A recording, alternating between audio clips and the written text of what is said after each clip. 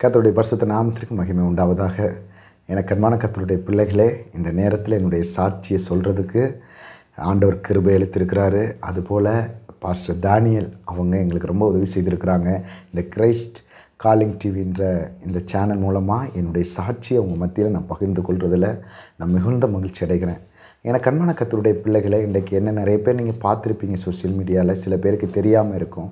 ஆனாலும் கர்த்தர் என்னுடைய வாழ்க்கையில் எப்படி வந்தார், நான் எப்படி ஆண்டவரை ஏற்றுக்கொண்டேன், இன்றைக்கு ஆண்டவர் எங்களை கொண்டு என்னெல்லாம் செய்கிறாருன்றதை இதன் மூலமாக நான் உங்களுக்கு சொல்ல, நான் உண்மையில் கர்த்தர் எனக்கு கிருபை கொடுத்ததுக்கு அவரை நான் துதிக்கிறேன். எனக்கு அன்பான கர்த்தருடைய பிள்ளைகளே, எங்களுடைய குடும்பம் இலங்கையை சேர்ந்தவங்க. நாங்கள் பார்த்திங்கன்னா என்னுடைய தாயும் தகப்பனும் இலங்கையை பூர்வீகமாக கொண்டவங்க. எங்களுடைய சொந்த பந்த ஜனங்கள் எல்லாம் இலங்கை தேசத்தில் உள்ளவங்க. இன்றைக்கி பாருங்கள், நாங்கள் 1998 அங்கே நடந்த யுத்தத்தினால் நாங்கள் என்ன செய்கிறோம், நாங்கள் கடந்து வர்றோம்.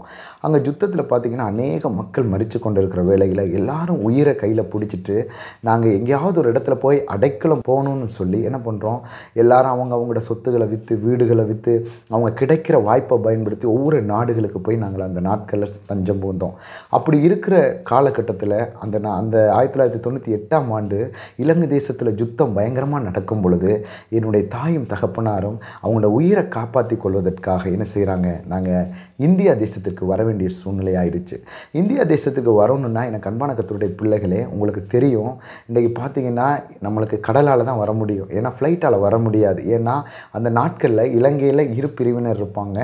அதில் பார்த்திங்கன்னா இந்த ஏர்போர்ட் எல்லாமே யார் நம்மளோட என்ன செய்கிறாங்க, போராடுறாங்களோ, யாரெல்லாம் யுத்தத்தில் நம்மளோட ஈடுபடுறாங்களோ அவங்களுடைய கட்டுப்பாட்டில் இருக்கும். அப்போ எங்களுக்கு இருந்த ஒரே ஒரு வழி பார்த்திங்கன்னா கடலால் வர்றதான். இந்த கடலால் வரணுன்னா நாங்கள் பகலில் வர முடியாது. ஏன் அப்படின்னா பகலில் பார்த்திங்கன்னா இந்த கடற்படை ரோந்து பாருங்கள், அந்த ஆர்மின்னு சொல்லுவாங்க. இன்றைக்கி இராணுவம் இந்தியாவில் பார்த்திங்கன்னா நேவின்னு தான் சொல்லுவாங்க, அதுபோல் கடற்படைன்னு சொல்லுவாங்க. அதுபோல் இலங்கை கடற்படை பார்த்திங்கன்னா யாரெல்லாம் இந்த யுத்தத்தில் தப்பிச்சு அவங்க எங்கெல்லாம் போகிறாங்களோ அவங்கள சுட்டு விழுத்துறதான் அவங்களுடைய வேலை. அதில் யார் அகப்பட்டாலும், அந்த கடற்கரையில் யார் தென்பட்டாலும் அவங்க கண்ணுக்கு என்ன பண்ணிடுவாங்க, கண்ணால் சுட்டு கொண்டுருவாங்க. இப்படிப்பட்ட சூழ்நிலையில் நாங்கள் மாத்திரம் இல்லை, அங்கேருந்து பல ஆயிரக்கணக்கான அகதிகள் பார்த்திங்கன்னா எங்களுடைய சொந்த இடங்களை விட்டு, எங்களுக்குன்னு இருக்கிற வீடு, ஒவ்வொரு காரியங்களை விட்டு நம்ம என்ன செய்கிறோம், இந்தியா தேசத்துக்கு வர்றதுக்காக நாங்கள் கடற்கரைக்கு வரும் பொழுது, இந்த கடற்கரையில் பார்த்திங்கன்னா கடல் தொழில் செய்கிறவங்க உங்களுக்கு நல்லாவே தெரியும், மீன்பிடி ஃபிஷர்மேன், அவங்க என்ன பண்ணுறோம், அவங்கள்ட்ட போயிட்டு எங்கள் ஜீவனை காப்பாற்றுங்க அப்படின்னு சொல்லி அவங்கள்ட்ட பாருங்கள், அவங்க எவ்வளோ பணம் கேட்டாலும் நாங்கள் அந்த இடத்துல கொடுக்கறதுக்கு நாங்கள் என்ன செய்கிறோம், நிர்பந்தம் பண்ணப்பட்டிருக்கிறோம். அதால் எங்களுக்கு வீடுகளை விற்று, சொத்துக்களை விற்று, ஒருவேளை எங்களுக்கு இருந்த எல்லாத்தையும் விற்று நாங்கள் என்ன பண்ணுறோம், அந்த பணத்தை அவங்கள்ட்ட கொடுத்து எங்களுடைய ஜீவன் தப்புனா மாத்திரம் போதுன்னு சொல்லி நாங்கள் என்ன செய்கிறோம், இந்தியா தேசத்துக்கு 1998 நாங்கள் டிசம்பர் மாதம் ராமேஸ்வரம் வர்றோம். இப்படி ராமேஸ்வரம் வரும்பொழுது நாங்கள் வரும்பொழுது அநேக போட்டுகள் எங்களோட வந்தது. ஆனால் அநேக போட்டுகள் வந்தாலும் ஒரு சில போட்டுகள் மாத்திரம்தான் என்ன பண்ணுது, அந்த கரையை பார்க்குது. சில போட்கள் கடல்லே என்ன செய்யுது, எங்களுக்கு முன்னாடியே மூழ்கி போன போட்டுகள் இருக்குது. நாங்கள் வந்து அந்த படகு கூட தண்ணியில் மூழ்கி போய் இந்த பாக் ஜலந்தின்னு சொல்லுவாங்க. அப்படின்னா ராமேஸ்வரத்துக்கும் இந்த இலங்கைக்கும் இடையில் பாக்கி நீர்னு சொல்லுவாங்க. அந்த நீர்நிலையில் போட் ஓட்டுறது ரொம்ப கஷ்டம். நாங்கள் வந்ததும் நார்மலான ஒரு பைப்பர் படகு. அந்த படகுல வரும்பொழுது பார்த்திங்கன்னா அது எவ்வளவோ ஒரு போராட்டத்துக்கு மத்தியில் கர்த்தருடைய தயவு, கர்த்தருடைய கிருபை இருந்ததால் நாங்கள் என்ன செய்கிறோம், பத்திரமா ராமேஸ்வரம் வந்து இறங்க, ஒரு இரவு நேரத்தில் வந்து இறங்க கர்த்தர் கிருபை செய்தார். இதில் நாங்கள் இறங்கும் பொழுது எங்களுக்கு ரொம்ப ஒரு ஆச்சரியமான விஷயம் என்னென்னா, அங்கே பார்த்திங்கன்னா நீங்கள் அநேக பேருக்கு அவரை தெரிஞ்சிருக்கும், பாஸ்டர் பவுலோஸ்னு சொல்லி அவங்க ராமேஸ்வரத்தில் அவங்க ஒரு ஊழியத்தை கர்த்தருடைய கிருபையினால் அந்த நாட்களில் செய்துட்டு வந்தாங்க. அவங்க பார்த்திங்கன்னா கேரளாவை சேர்ந்தவங்க. ஆனால் அவங்க பார்த்திங்கன்னா இலங்கையிலேருந்து யாரெல்லாம் இந்தியாவுக்கு தஞ்சம் புகுந்து வராங்களோ அவங்களுக்கெல்லாம் உணவு கொடுத்து அவங்க என்ன செய்வாங்க, ஒரு நாள் 2 நாள் அவங்க இடத்துல தங்க வச்சு, இல்லாட்டி நம்மளை பராமரித்து அதுக்கப்புறம் எங்களை அனுப்பிடுவாங்க. இப்படி வரும்பொழுது என்னுடைய தகப்பனையும் என்னுடைய தாயும் அவங்க என்ன செய்கிறாங்க, போஜனம் கொடுத்து, அந்த இரவு போஜனம் கொடுத்து எங்களை ஒரு நாள் தங்க வச்சு எங்களை என்ன பண்ணுறாங்க, அங்கே எங்களுக்கு மண்டபம் என்ற பகுதியில் எங்களுக்கு இந்த இலங்கையிலேருந்து வருகிற அகதிகளுக்காக ஒரு தற்காலிக இடம் ஒன்று அமைக்கப்பட்டிருக்கு. அந்த இடத்துல நாங்கள் என்ன செய்கிறோம், வந்து பாருங்கள், சொந்த வீடுகளை இழந்து, எங்களுடைய காணிகளை இழந்து, எங்களுக்கு இருந்த எல்லாத்தையும் இழந்து நாங்கள் என்ன செய்கிறோம், ஒரு அகதியை போல் வந்து அந்த இடத்துல இருக்கிறோம். அப்படி இருக்கும் பொழுது பாருங்கள், இதில் நான் சொல்லணுன்னா, இப்போ நம்ம இலங்கைக்கு வர்றதுக்கு, இலங்கையிலேருந்து இந்தியாவுக்கு வர்றதுக்கு முன்னாடி என்னுடைய தாயின் தகப்பனாரும், என்னுடைய தாய் ஒரு இந்து குடும்பத்தை சேர்ந்தவங்க, என்னுடைய தகப்பனார் ஒரு ரோமன் கத்தோலிக்கை சேர்ந்தவங்க. அவங்க பாருங்கள் 2 பேருமே இரு கடவுளை வணங்குறவங்க.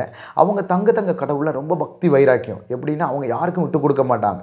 இப்படிப்பட்ட சூழ்நிலையில் நாங்கள் இயேசுக்குள்ளே வர்றன்றதை எங்களால் நினச்சி கூட பார்க்க முடியாது. அப்படிப்பட்ட சூழ்நிலையில் தான் நாங்கள் என்ன செய்கிறோம், இந்த சம்பவங்கள்லாம் நடந்து நாங்கள் எங்கே வர்றோம், ராமேஸ்வரம் வர்றோம். ராமேஸ்வரம் வந்து பாஸ்டர் பவுலோஸ் எங்களை என்ன செய்கிறாரு, ஆதரிக்கிறாரு. ஆதரித்து எங்களை மாத்திரமில்லை, எங்களை போல யாரெல்லாம் அகதியாக வந்தாங்களோ அவங்கள ஆதரித்து எங்களை மண்டபம்ன்ற இடத்துல கொண்டு போய் என்ன செய்கிறாங்க, ஒரு அகதியை தங்க வைக்கப்படுறாங்க. அந்த மண்டபம்ன்ற இடத்துல தான் எங்களுடைய வாழ்க்கை ஸ்டார்ட் ஆகுது. பாருங்கள், சொந்த தேசத்தில் அகதியாக வந்து எங்களுடைய நாட்கள் போடுறதுக்கு ட்ரெஸ் இல்லாமல், சாப்பிட்றதுக்கு சாப்பாடு இல்லாமல் நாங்கள் பட்ட பாடு அவ்வளோ கஷ்டமாக இருக்கும். எங்களுக்கு பார்த்திங்கன்னா ஒருவேளை சாப்பாடு கூட எங்களுக்கு யாராவது ஒருத்தங்க வந்து, ஏன்னா நிறைய மக்கள் வந்திருப்போம், எல்லா சிறு பிள்ளைகள், கைகளை இழந்தவங்க, கண்களை இழந்தவங்க, அதுக்கப்புறம் பாருங்கள் மனைவியை பறி கொடுத்தவங்க, கணவனை பறி கொடுத்தவங்க, அதுபோல் ஒவ்வொருத்தங்களை பறி கொடுத்தவங்க தான் அந்த இடத்துல அகதியாக வருவாங்க. அப்படி வரும்பொழுது அவங்களுக்கு உணவுன்றது அந்த நாட்களில் ரொம்ப தட்டுப்பாடு. அந்த நாட்களில் எங்களுக்கு இப்போ இருக்கிற இந்த சலுகையெல்லாம் கிடையாது. இந்த 98ஆம் ஆண்டு, அந்த 99, 2000 ஆண்டு அந்த நாட்களில் எங்களுக்கு காசுலாம் ரொம்ப குறைவு, வேலைகள் கிடையாது, ஒன்றுமே இல்லை. அப்படியே நாங்கள் என்ன செய்கிறோம், ஜெயில் மாதிரி எங்களுக்கு ஒரு இடம், அந்த இடத்துல எங்களுக்கு தங்க உட்கார வைப்பாங்க. அதுபோல் எங்களுக்கு ஏதாவது ஒருத்தங்க வந்து ஹெல்ப் பண்ணால் ஏதாவது சாப்பாடு கொடுப்பாங்க. நம்ம நினச்சது ஃபுல்லாக சாப்பிட முடியாது, ஒரு கொஞ்சம் சாப்பாடு கொடுப்பாங்க. அதை நாங்கள் சாப்பிட்டுட்டு நாங்கள் என்ன பண்ணிடணும், போய் இருக்கணும். அதிகமாகலாம் கேட்டால் தரமாட்டாங்க. இப்படி இருக்கும் பொழுது நாங்கள் ஒரு குறிப்பிட்ட ஒரு 3 மாதத்துக்கிட்ட நாங்கள் அங்கே இருந்து, அந்த ஜெயில் மாதிரி இருக்கிற இடத்துல இருந்து, அப்புறம் எங்களுக்காக ஒரு வீடுகள் பார்த்திங்கன்னா ரொம்ப வீடு இல்லை, உங்களுக்கு தெரியும், நல்லா இந்தியாவில் இருக்கவங்களுக்கு நல்லாவே தெரிஞ்சிருக்கும். இந்த எம்ஜிஆர் காலகட்டம்னு சொல்லுவாங்க. அந்த காலகட்டத்தில் பார்த்திங்கன்னா, இந்த எம்ஜிஆர் காலகட்டத்தில் இந்த தாழ்த்தப்பட்டவங்களுக்காக பார்த்திங்கன்னு சொன்னால் சில வீடுகள் கட்டி கொடுப்பாங்க. எப்படின்னா, அந்த ரொம்ப பண ரீதியாக ஒருவேளை எல்லாத்துலேயும் அவங்க குறைவாக இருக்கிறவங்களுக்கு ஒரு வீடு கட்டி கொடுப்பாங்க. அந்த வீடு ரொம்ப கம்ஃபர்டபுளாக இருக்காது, ரொம்ப மோசமாக இருக்கும். அப்படிப்பட்ட வீடை எங்களுக்கு என்ன செய்கிறாங்க, ஒதுக்குறாங்க. ஒரு வீட்டில் பார்த்திங்கன்னா ஒரு 3 வீடு இருக்கும். அந்த 3 வீட்லையும் 4 குடும்பம் 5 குடும்பம் உட்காந்துருக்கணும். அந்த 5 குடும்பமும் பார்த்திங்கன்னா ஒரே இதாக தான் இருக்கும். நம்ம வந்து பக்கத்தில் இருக்கிறது பக்கத்தில் இருக்கவங்களுக்கு தெரியும். அப்படித்தான் நாங்கள் எல்லோரும் என்ன செய்வோம், அந்த வீடுகளில் இருப்போம். இப்படி இருக்கும் பொழுது நாங்கள் பாருங்கள், என்னுடைய இலங்கையிலிருந்து நாங்கள் இங்கே இந்தியாவுக்கு வந்து, இந்தியாவில் வந்ததுக்கப்புறம் எங்களுக்கு நாங்கள் எங்கள் தேசத்தில் எப்படி இருந்தோமோ அப்படி இந்தியா தேசத்தில் எங்களுக்கு கிடையாது. எல்லா பக்கத்தாலையும் நெருக்கம். இந்த சூழ்நிலையில் பாருங்கள், என்னுடைய தகப்பனார் வந்து ரொம்ப குடிகாரன்னா நான் உண்மையில் சொல்கிறேன், ஆண்டவருடைய பெரிதான கிருபை எங்களை ஆண்டவர் இன்றைக்கு நடத்துறது அவருடைய பயங்கரமான கிருபை. ஏன்னா எங்கள் அப்பா அவ்வளவு குடிகார், அவர் செய்யாத பாவம் எதுவுமே கிடையாது. பொம்பளையில் ஏமாத்துறது, அதுபோல் பாருங்கள் விபச்சாரிகளோட போகிறது, அதுபோல் பொய் சொல்கிறது, அதுக்கப்புறம் பாருங்கள் அது அவர் குடி சிநேகிதன், அதுபோல் அவங்க உலகத்துக்குரிய காரியங்கள் என்னென்ன பாவம் இருக்கோ அத்தனை எங்கள் தகப்பனார் செய்வார். ஆனால் எங்கள் அம்மா அப்படிப்பட்ட தகப்பனாரோடு தான் வாழ வேண்டிய சூழ்நிலை. ஏன்னா நாங்கள் இலங்கை தேசத்துலேருந்து இந்தியா தேசத்துக்கு வந்துட்டோம். இப்படி இருக்கும் பொழுது எங்கள் தகப்பனார் பார்த்திங்கன்னா அவருடைய நாட்கள் போக போக அவருடைய பாவம் பெருகிருச்சு. இப்படி பெருகும் பொழுது ஒரு சில காலகட்டத்தில் நான் எனக்கு உண்மையில் எனக்கு ஒரு 5 வயது இருக்கும்னு நினைக்கிறேன், எனக்கு ஞாபகம் இருக்குது. இப்போ கூட ஒரு 5, 6, 7 வயசு இருக்கும். என்ன சொல்லுவாருன்னா பார்த்தீங்கன்னா, நாங்கள் இருக்கிறது மண்டபம் கேம்புன்றது. மண்டபம் ஒன்று நீங்கள் இப்பயும் போனால் நீங்கள் ராமேஸ்வரம் பக்கம் பார்க்கலாம். அந்த மண்டபம்ன்ற இடத்துல தமிழ்நாடு ஹோட்டல்னு ஒரு ஹோட்டல் இருக்குது. அதுதான் அந்த காலகட்டத்தில் இந்த ஒயின் ஷாப்புன்றது வந்து அங்கே தான் வச்சுருப்பாங்க. மற்ற இடத்துல கொஞ்சம் குறைவாக தான் இருக்கும். இங்கே என்ன பண்ணுவாருன்னா, என் தகப்பனார் விடிய காலையில் எழும்புன உடனே என்னத்தான் அனுப்புவார். ஏன்னா என் வீட்டில் நான் தான் முதலாள், எனக்கு அடுத்தது ஒரு தம்பி இருக்கிறாங்க, அதுக்கு அடுத்தது ஒரு தங்கச்சி இருக்கிறாங்க, 3 பேர் இருக்கிறோம். 4வது தங்கச்சி பிறக்கலை. நாங்கள் 3 பேர் மாத்திரம்தான் இந்த காலகட்டத்தில் இருக்கிறோம். பாருங்கள், என் தகப்பனார் என்ன பண்ணுவார், காலையில் எழும்புன உடனே மற்ற 2 பேரையும் பார்க்க மாட்டார், என்னை கூப்பிடுவார். என்னை கூப்பிட்டு இங்கே வா அப்படின்னு சொல்லி கையில் என்ன செய்வார், காசை கொடுத்து நீ போய் எனக்கு குவார்ட்ரு வாங்கிட்டு வா, இல்லாட்டி என்ன பண்ண அங்கே போய் இன்னும் சில ஆளுகளோடு போயிட்டு சொல்லுவார், நான் சொல்கிற இடத்துக்கு போ, அவங்க உனக்கு ஏதாவது ஒரு என்ன செய்வாங்க, ஒரு பேப்பரில் சுற்றி உனக்கு கொடுப்பாங்க, அதை வாங்கி கொண்டு வந்து எனக்கு தான்னு. ஆனால் எனக்கு தெரியாது அவர் என்ன சொல்கிறாரு, ஏது சொல்கிறன்ற அளவுக்கு அந்த வயசில் எனக்கு என்ன செய்ய தெரியாது. இதுதான் தவறான காரியமா, இது நம்ம குடிக்கலாமா குடிக்கக்கூடாதுன்றது கூட எனக்கு அந்த வயசில் தெரியாது. 7 வயசில் எனக்கு அவ்வளவு ஒரு ஞானம்ன்றது குறைவு தான். ஆனால் பாருங்கள், நான் போவேன், இங்கேருந்து எப்படியும் ஒரு 2 கிலோமீட்டர் இருக்கும் எங்களுடைய வீட்டில் இருந்து நான் போகிற அந்த வாங்க போகிற இடத்துக்கு. அங்கே போகும்பொழுது என்னையெல்லாம் கடைக்காரங்க ஏளனமாக பார்த்து கேட்பாங்க, என்னப்பா நீ வந்துட்டு உன்னுடைய வயசு 7 வயசு, உன் தகப்பனார் வரலையா, இல்லாட்டி நீ வேறு யாருக்கும் வாங்கி கொண்டு கொடுக்குறியான்னு சொல்லி என்னை ரொம்ப அட்வைஸ் பண்ணுவாங்க. ரொம்ப திட்டுவாங்க, ஏளனமாக பேசுவாங்க. நான் போய் எங்கள் அப்பா எனக்கு சொல்லிட்டாரேன்னு போயிட்டு அந்த நாட்களில் பார்த்தீங்கன்னா மானிட்டர், ஓல்டு மங் இதுகள் தான் பேர் போனது. பார்த்தீங்கன்னு சொன்னால் மானிட்டர்ன்றது சிகப்பு கலர் ஸ்டிக்கரில் இருக்கும், ஓல்டு மங்குன்றது கருப்பு கலர் ஸ்டிக்கர் போட்டு ரவுண்டாக இருக்கும்.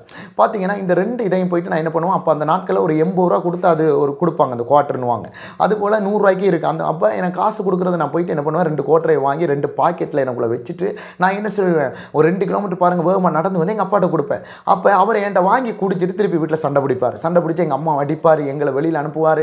அதுபோல் அவமான மொழிகளால் பேசுவார். அதுபோல் எங்கள் அம்மாக்கா எங்கள் அப்பா செய்யாத ஒரு நல்ல காரியம் கூட இல்லை, அத்தனையும் மோசமாக தான் செய்வார். ஆனால் இவ்வளவு செய்துட்டும் என்ன செய்வாருன்னா வந்து ஜோம் பண்ணுவார், எல்லா காரியமே செய்வார். அப்போ என்னுடைய சிறு வயசில் எனக்கு இதுகள் தெரியாதால் நான் என்ன பண்ணுவேன், வாங்கி கொண்டு வந்து கொடுத்த உடனே எங்கள் அம்மா அவர் அடிக்கிறது, அதுபோல் எங்கள்கிட்ட அவர் நடந்து கொள்வது, எங்களை எத்தனையோ நாட்கள் வீட்டை விட்டு வெளியில் பாருங்கள், அவ்வளோ மக்கள் இருக்கும் பொழுது எங்களை வீட்டை விட்டு வெளியில் விரட்டிடுவார். நாங்கள்லாம் நைட்டு 7-8 மணிக்கு பாருங்கள், 7-8 மணிக்கெல்லாம் நாங்கள் வீட்டை விட்டு வெளியில் வெளியில் வந்தோன்னு சொன்னால் நைட்டு பார்த்தீங்கன்னு சொன்னால் ஒரு 2 மணி 3 மணிக்கு தான் போய் உள்ளே தூங்குவோம். அத்தனை மணி நேரமும் எங்கள் வீட்டுக்கு முன்னாடி நீங்கள் இன்றைக்கி போனாலும் பார்க்கலாம், ஒரு மணல் திட்டு இருக்கும். அந்த மணல் திட்டில் நானும் என்னுடைய அம்மாவும் நாங்கள் என்ன செய்வோம், ரொம்ப அழுதுட்டு எங்கள் அம்மா என்னை பக்கத்தில் வச்சுட்டு என்ன சொல்லுவாங்க, படு நமக்கு இப்படித்தான் கொடுத்து வச்சுருக்கு, இப்படித்தான் இருக்குது, அதால் அது உங்கள் அப்பா மாற மாட்டார், அப்பாவோட சூழ்நிலை மாறாது அப்படின்னு சொல்லி என்ன செய்வாங்க, எவ்வளவோ காரியத்தை என்ன செய்வாங்க என்னோட பகிர்ந்துட்டு நாங்கள் படுத்து தூங்கிட்டு போவோம். அப்போ எங்கள் அப்பா தூங்கினதுக்கப்புறம் நாங்கள் போய் தூங்குவோம். அவர் எழும்புறதுக்கு முன்னாடி நாங்கள் வெளியில் வந்துடுவோம். ஏன்னா எங்கள் அப்பா அவ்வளோத்துக்கு எங்கள் அம்மாவும் எங்கள் மேலெல்லாம் ரொம்ப, ஏன்னா அந்த குடி பாருங்கள், அந்த குடி உள்ளே போனோன்னா குடும்பத்தில் என்ன வந்துடுது, பிரச்சனை வந்துடுது, சமாதானம் இல்லை. இன்றைக்கி இதை பார்த்துட்டு இருக்கிற நீங்கள் கூட உங்கள் குடும்பத்தில் குடிக்கிறவங்க இருந்தால் தயவு செய்து இந்த சாட்சியை கேட்கும் பொழுது தயவு செய்து நீங்கள் மாறுங்க. ஏன்னா ஏசப்பா இந்த சாட்சியின் மூலமாக உங்களுக்கு சொல்ல விரும்புகிறாரு. நான் என்னுடைய வாழ்க்கையில் நடந்ததை உங்களோட பேசிகிட்டு இருக்கிறேன். அப்போ பாருங்கள், நான் அழுதுட்டு என்ன பண்ணுவேன், உள்ளே போயிட்டு இருக்கும் பொழுது எங்கள் அம்மாவுக்கு பாருங்கள் போடுறதுக்கு ட்ரெஸ் இருக்காது, நைட்டியெல்லாம் கிழிஞ்சிருக்கும், ட்ரெஸ் எல்லாம் கிழிஞ்சிருக்கும். ஏன்னா எங்களுக்கு வந்து யாருமே கிடையாது. எங்களுக்கு ஒருவேளை சாப்பாடு கொடுக்குறதுக்கு கூட பக்கத்தில் வந்து யாரும் பார்க்க மாட்டாங்க. ஆனால் எங்கள் அப்பாவுக்கு தேவை, காலையில் எழும்புனா அவருக்கு எப்படியோ கடனை வாங்கியோ ஏமாற்றியோ மற்றவங்கள்ட்ட ஏதோ ஒரு காரியம் செஞ்சு கூட அவருக்கு என்ன வந்துடும், பணம் வந்துடும். அவர் குடிச்சிட்டு அவர் வந்து படுத்துருவார். நாங்கள் சாப்பிட்டோமா, எங்கள் அம்மா சாப்பிட்டாங்களா, இல்லாட்டி பாருங்கள் எனக்கு கிட்டத்தட்ட ஒரு 7 வயசுனா என்னுடைய தம்பிக்கு 5 வயசு, அடுத்த கடைசி தங்கச்சிக்கு பார்த்தீங்கன்னா ஒரு 2 வயசு 1 வயசு தான். அந்த புள்ள பால் குடிச்சுதான், அந்த பிள்ளைக்கு ட்ரெஸ் இருக்க ஒன்றுமே இல்லை. என்ன பண்ணுவோம், வந்து எங்கள் அம்மா ஒவ்வொரு நாளும் வேதனையோடு இருப்பாங்க. இப்படியே இந்த நாட்கள் போயிட்டு இருக்கும் பொழுது நாங்கள் ஒவ்வொரு நாளும் கண்ணீரோடு இருக்கும் பொழுது தான் பாருங்கள், அந்த நாட்களில் இந்த பாஸ்டர் பவுலஸ்ன்னு சொன்னால் அவங்க என்ன பண்ணுறாங்க, கடந்து வரும்பொழுது அவங்க என்ன பண்ணுவாங்கன்னா, இந்த மே மாதத்தில் விபிஎஸ் செய்வாங்க. விபிஎஸ்னால் அங்கே இருக்கிற எல்லா சில்ட்ரன்ஸ், இந்த இலங்கையிலேருந்து வந்து அகதிப்பு ஒவ்வொரு பிள்ளைகளையும் கூப்பிட்டு அவங்க சர்ச்சில் என்ன செய்வாங்க வச்சு கிளாஸுகள் நடத்துவாங்க. இந்த கிளாஸுகள் நடத்தும் பொழுது நாங்கள் என்ன செய்வோம், நாங்களும் எங்களுக்கு வாகனங்கள் விட்டுருப்பாங்க. அப்போ நாங்கள் என்ன பண்ணுவோம், அந்த வாகனத்தில் போயிட்டு அங்கே உட்காந்துருந்து நாங்கள் என்ன பண்ணுவோம், அங்கே போனால் விபிஎஸ்சில் போனால் எங்களுக்கு கொஞ்சம் மனசு நிம்மதியாக இருக்கும். என்ன செய்யும், மனசு கொஞ்சம் மனசில் இருக்க பாரங்கள் கொஞ்சம் என்ன செய்யும் தீரும். பரவாயில்லைன்னு நான் அங்கே போய் அந்த நாட்கள் முழுவதும் அங்கேயே நாங்கள் என்ன செஞ்சிடும், நல்லா அங்கே உட்காந்து அவங்களோட இருந்து வசனங்களை கேட்டுட்டு நம்ம என்ன பண்ணுவோம் வருவோம். ஏன்னா வீட்டில் இருந்தால் தான் ஒரே சண்டை. வீட்டில் எங்கள் அம்மாவுக்கும் எங்கள் அப்பாவுக்கும் சண்டை, கடன்கார பிரச்சனை. எங்கள் அப்பாவை என்னென்ன பாவம் செய்கிறாரோ எல்லாம் பாருங்கள் அவர் வெளியில் செஞ்சுருவார், வீட்டில் வந்து எங்களை அவமானப்படுத்துறது தான் வேலை. அப்போ இதை நான் சிறு வயசில் பார்க்கும்பொழுது நம்ம முதல் மூத்த பிள்ளையாக இருக்கிறதால எனக்கு ரொம்ப வேதனையாக இருக்கும். அப்போ நான் போய் ஆண்டவர்கிட்ட கேட்பேன், ஆண்டவரே நீங்கள் என்ன என் மேலே என்ன நோக்கம் வச்சுருக்கீங்க, என்ன திட்டம் வச்சுருக்கிறீங்க. நான் பாருங்கள், எனக்கு அந்த நாட்கள் அந்த சிறு வயசில் எனக்கு ஏசப்பாவை ரொம்ப பிடிக்கும். ஏன்னா அவங்க எனக்கு பக்கத்தில் இருக்க பிள்ளைகள், ஃப்ரெண்ட்ஸுகள், என்னோட கூட இருக்கிற ஒவ்வொருத்தங்களும் சொல்லும் பொழுது, ஆனால் என்னுடைய தாய் தகப்பன் அதுக்குள்ளே இல்லாட்டி கூட நான் என்ன பண்ணுவேன்னா பாருங்கள், நான் ரொம்ப ஆசையாக கேட்பேன். எப்படின்னா, ஓகே அவர் இப்படி செய்கிறாரா, அவர் அற்புதம் செய்கிறாரா, அவர் நல்லவரா வல்லவரா, அவங்க ஒவ்வொரு காரியங்கள் சொல்லும் பொழுது கேட்பேன். இப்படி இருக்கும் பொழுது அங்கே விபிஎஸ் போயிட்டு நாங்கள் வருவோம். அவங்க எங்களுக்கு ட்ரெஸ்ஸு கொடுப்பாங்க, சில டைமில் பிஸ்கெட் கொடுப்பாங்க, சில டைமில் எங்களுக்கு என்ன பண்ணுவாங்க சாப்பாடுகள் கொடுப்பாங்க. இல்லாட்டி எங்களை வந்து என்ன செய்வாங்க, ஒவ்வொரு வாரத்தில் ஒருக்கா மாதத்தில் ஒருக்கா வந்து எங்களை பார்ப்பாங்க. இப்படியே இருக்கும் பொழுது எனக்கு பாருங்கள் வயசு ஒரு 8 வயசு ஆகுது. அப்போ நான் என்ன பண்ணுறேன், அங்கே இருக்கிற இதே மண்டபம் கேம்பில் நீங்கள் கடற்கரை கிட்ட போயிட்டீங்கன்னு சொன்னால் அங்கே 1லேருந்து ஒரு 5ஆம் வகுப்பு வரையும் ஒரு பள்ளிக்கூடம் இருக்குது. அதுதான் அந்த மண்டபம் கேம்புக்குள்ள அந்த பள்ளிக்கூடம் தான் இருக்குது. அப்போ அந்த பள்ளிக்கூடத்தில் என்ன செய்கிறேன், நான் எங்கள் அம்மா கொண்டு சேர்த்து விடும் பொழுது நான் பாருங்கள் ஏதோ போகிறேன் வர்றேன். நான் அந்த பள்ளிக்கூடத்துக்கு வர்ற ஒவ்வொரு பிள்ளைகளும் பார்த்திங்கன்னா நல்ல ட்ரெஸ்ஸு போடுவாங்க, நல்ல காய்ச்சிட்டை போடுவாங்க. அந்த நாட்களில் காய்ச்சிட்டேன்னு தான் சொல்லுவோம் நாங்கள். அப்போ அந்த பாதி அளவு தான் இருக்குது ஷோட்ஸு. அந்த ஷோட்ஸு ஒயிட் கலர் ஷர்ட்டெல்லாம் போட்டுட்டு நாங்கள் என்ன செய்வோம், அவங்க வருவாங்க என்னுடைய ஃப்ரெண்ட்ஸுகள் எல்லாம். அவங்க பாருங்கள் அவங்க அப்பா அம்மாக்கள் வாங்கி ஏதாவது சாப்பிட்றதுக்கு அவங்க கையில் கொடுத்து விடுவாங்க. இதெல்லாம் நான் பார்க்கும்பொழுது எனக்கு ரொம்ப கவலையாக இருக்கும். என்னடா நம்ம அப்பா ஒழுங்காக ஒன்றும் வாங்கி கொடுக்குறதில்ல, நம்ம அம்மாவும் வாங்கி கொடுக்குறதில்ல, நம்மளோட படிக்கிற பிள்ளைகளை பாரு அவங்க எப்படி இருக்காங்க, நல்லா இருக்காங்க, நல்லா சாப்பிட்றாங்க, ஆனால் அவங்களுக்கும் அவங்க அம்மா அப்பா இருக்காங்கன்ற இந்த தாக்கம் எனக்குள்ளே இருக்கும். ஆனால் பாருங்கள், இது நாட்கள் போய்கொண்டே இருக்கும் பொழுது நான் 1லேருந்து 5 வரை அங்கே படிக்கிறேன். அதுக்கப்புறம் திருப்பி நீங்கள் பார்த்தீங்கன்னா மண்டபம் முன்னாடி ரயில்வே ஸ்டேஷனுக்கு முன்னாடி உள்ளே வரணும். அந்த உள்ளே பார்த்தீங்கன்னு சொன்னால் அதுதான் ஹை ஸ்கூல்னு சொல்லுவாங்க. அதில் மிச்ச வகுப்பு நான் படிக்கிறேன். இப்படி படித்து கொண்டே இருக்கும் பொழுது எங்கள் அப்பா செய்கிற பாவம் பெருகிட்டே இருக்குது. எங்கள் அப்பா செய்கிற பாவம் பெருக பெருக பெருக பெருக எங்களுக்கு அந்த இடத்துல என்ன செய்ய முடியல, இருக்க முடியல. நிம்மதி எங்களுக்கு ரொம்ப குறைஞ்சிருச்சு. எங்கள் அம்மாவுக்கு என்ன பண்ணுறாரு, அவர் செய்கிற காரியங்கள் சகிக்க முடியல. சில டைமில் எங்கள் அம்மா சாக போகிறேன்னுவாங்க. ஒருவேளை எங்களை கூட்டிகிட்டு ரயில்வே கேட்டுக்கெல்லாம் வா நம்ம போய் செத்துருவோம் அப்படின்னு சொல்லி எங்களை கை கொடுத்து எங்களை எல்லாம் தூக்கிட்டு போவாங்க. ஆனால் எனக்கு பாருங்கள், ஆண்டவர் அவருடைய கிருபைன்னு நான் சொல்லுவேன். இப்போயும் நான் சொல்லுவேன், ஆண்டவர் பாருங்கள், எரேமியா 1:4-5 சொல்கிறார் பாருங்க, நான் உன்னை தாயின் வயிற்றில் உருவாகிறதுக்கு முன்னாடி என்ன செஞ்சேன், உன்னை பேர் சொல்லி அழைத்தேன். பாருங்க, நான் உன்னை கற்பத்தில் பாருங்க வெளிப்படுறதுக்கு முன்னாடி அவருடைய சார்பில் விழுந்தேன்னு தாவீது சொல்றார். சங்கீதம் 22:9-10 சொல்லுது. பாருங்க, இந்த 2 வசனங்களும் நான் இப்போ நினைத்து பார்ப்பேன். ஆண்டவர் நம்மளை முன்குறிச்சிட்டாரு. நம்மளை கருவில் நம்மளை ஊழியத்தில் பயன்படுத்தணும். உனக்கு எதிர்காலம் பிரகாசமாக இருக்கணும்னா நம்ம பாடுகளை கடந்து தான் வரணும். ஆனால் நமக்கு அந்த வயசில் கடக்கும் பொழுது இது தெரியாது. அப்போ பாருங்கள், ஆண்டவர் நம்ம மேலே கிருபையாக இருந்ததால், என் மேலே தயவாக இருந்ததால், நாங்கள் எத்தனை இடத்துல நாங்கள் போனோமோ, நாங்கள் எங்கெல்லாம் அவமானப்பட்டோமோ, எங்கள் அம்மாக்களோட எங்கெல்லாம் சாக போனனோ, எங்கெல்லாம் எங்கள் கொண்டு போய் கிணத்துலலாம் ஒரு டைம் நாங்கள் குதிக்கலாம் போன நாட்கள் உண்டு. கிணத்துல எங்கள் அப்பாவோட ஆக்கினை தாங்க முடியாமல் நம்ம கிணத்துல குதித்து செத்துலான்னு கிணத்து கட்டுவரையும் போயிட்டு கூட நாங்கள் என்ன செய்யிருக்கோம், அங்கே குதிக்க முடியாமல் நாங்கள் வந்திருக்கிறோம்.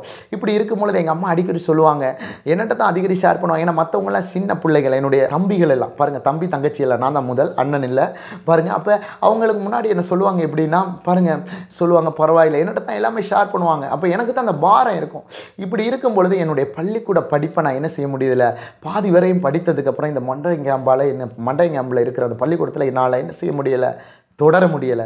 இப்படிப்பட்ட சூழ்நிலை இருக்கும் பொழுது ஒரு பக்கம் கடன் பிரச்சனை, ஒரு பக்கம் எங்கள் அப்பா செய்த பாவத்தினால இருக்கிற மக்கள் எல்லாம் எங்களை எதிர்க்கிறவங்க, பக்கத்து வீட்டிலே எங்களை அவமானப்படுத்துகிறவங்க, எங்களை தூசிக்கிறவங்க, எங்களை எவ்வளவோ நிந்தையாக பார்க்குறவங்க அநேகர் பெருகும் பொழுது எங்களுக்கு அந்த இடத்துல இருக்க முடியாமல் போயிடுச்சு. எனக்கு அன்பான கர்த்தருடைய பிள்ளையே, இதை நீ எங்கேருந்து பார்த்துட்ருக்கிறியோ, நீ இப்போ இருக்கிற இடத்துல நீ எவ்வளோ அவமானப்படுற, எவ்வளவு வேதனைப்படுற, எவ்வளவு துக்கப்படுற, உன்னை அவமொழிகளால் எவ்வளோ வேணாலும் பேசட்டும், சோர்ந்து மட்டும் போயிடாது. ஏன்னா உன் மேலே வச்சிருக்கிற கர்த்தருடைய அழைப்பு, அது அந்த நாள் வரும் பொழுது தான் தெரியும் உன்னை யாரெல்லாம் நிந்திச்சாங்களோ கர்த்தர் எவ்வளவு உன்னை பயன்படுத்த போகிறாருன்னு. அப்போ பாருங்கள், நாங்கள் இந்த இடத்துல இருந்து என்ன செய்கிறோம், அவ்வளவு நிந்தைகளோடு நாங்கள் திண்டுக்கல் மாவட்டம் வத்தலக்குண்டு பாருங்கள், அங்கே எங்கள் அப்பாவுடைய ஒரு உறவினருடைய தொடர்பு எங்களுக்கு கிடைக்குது.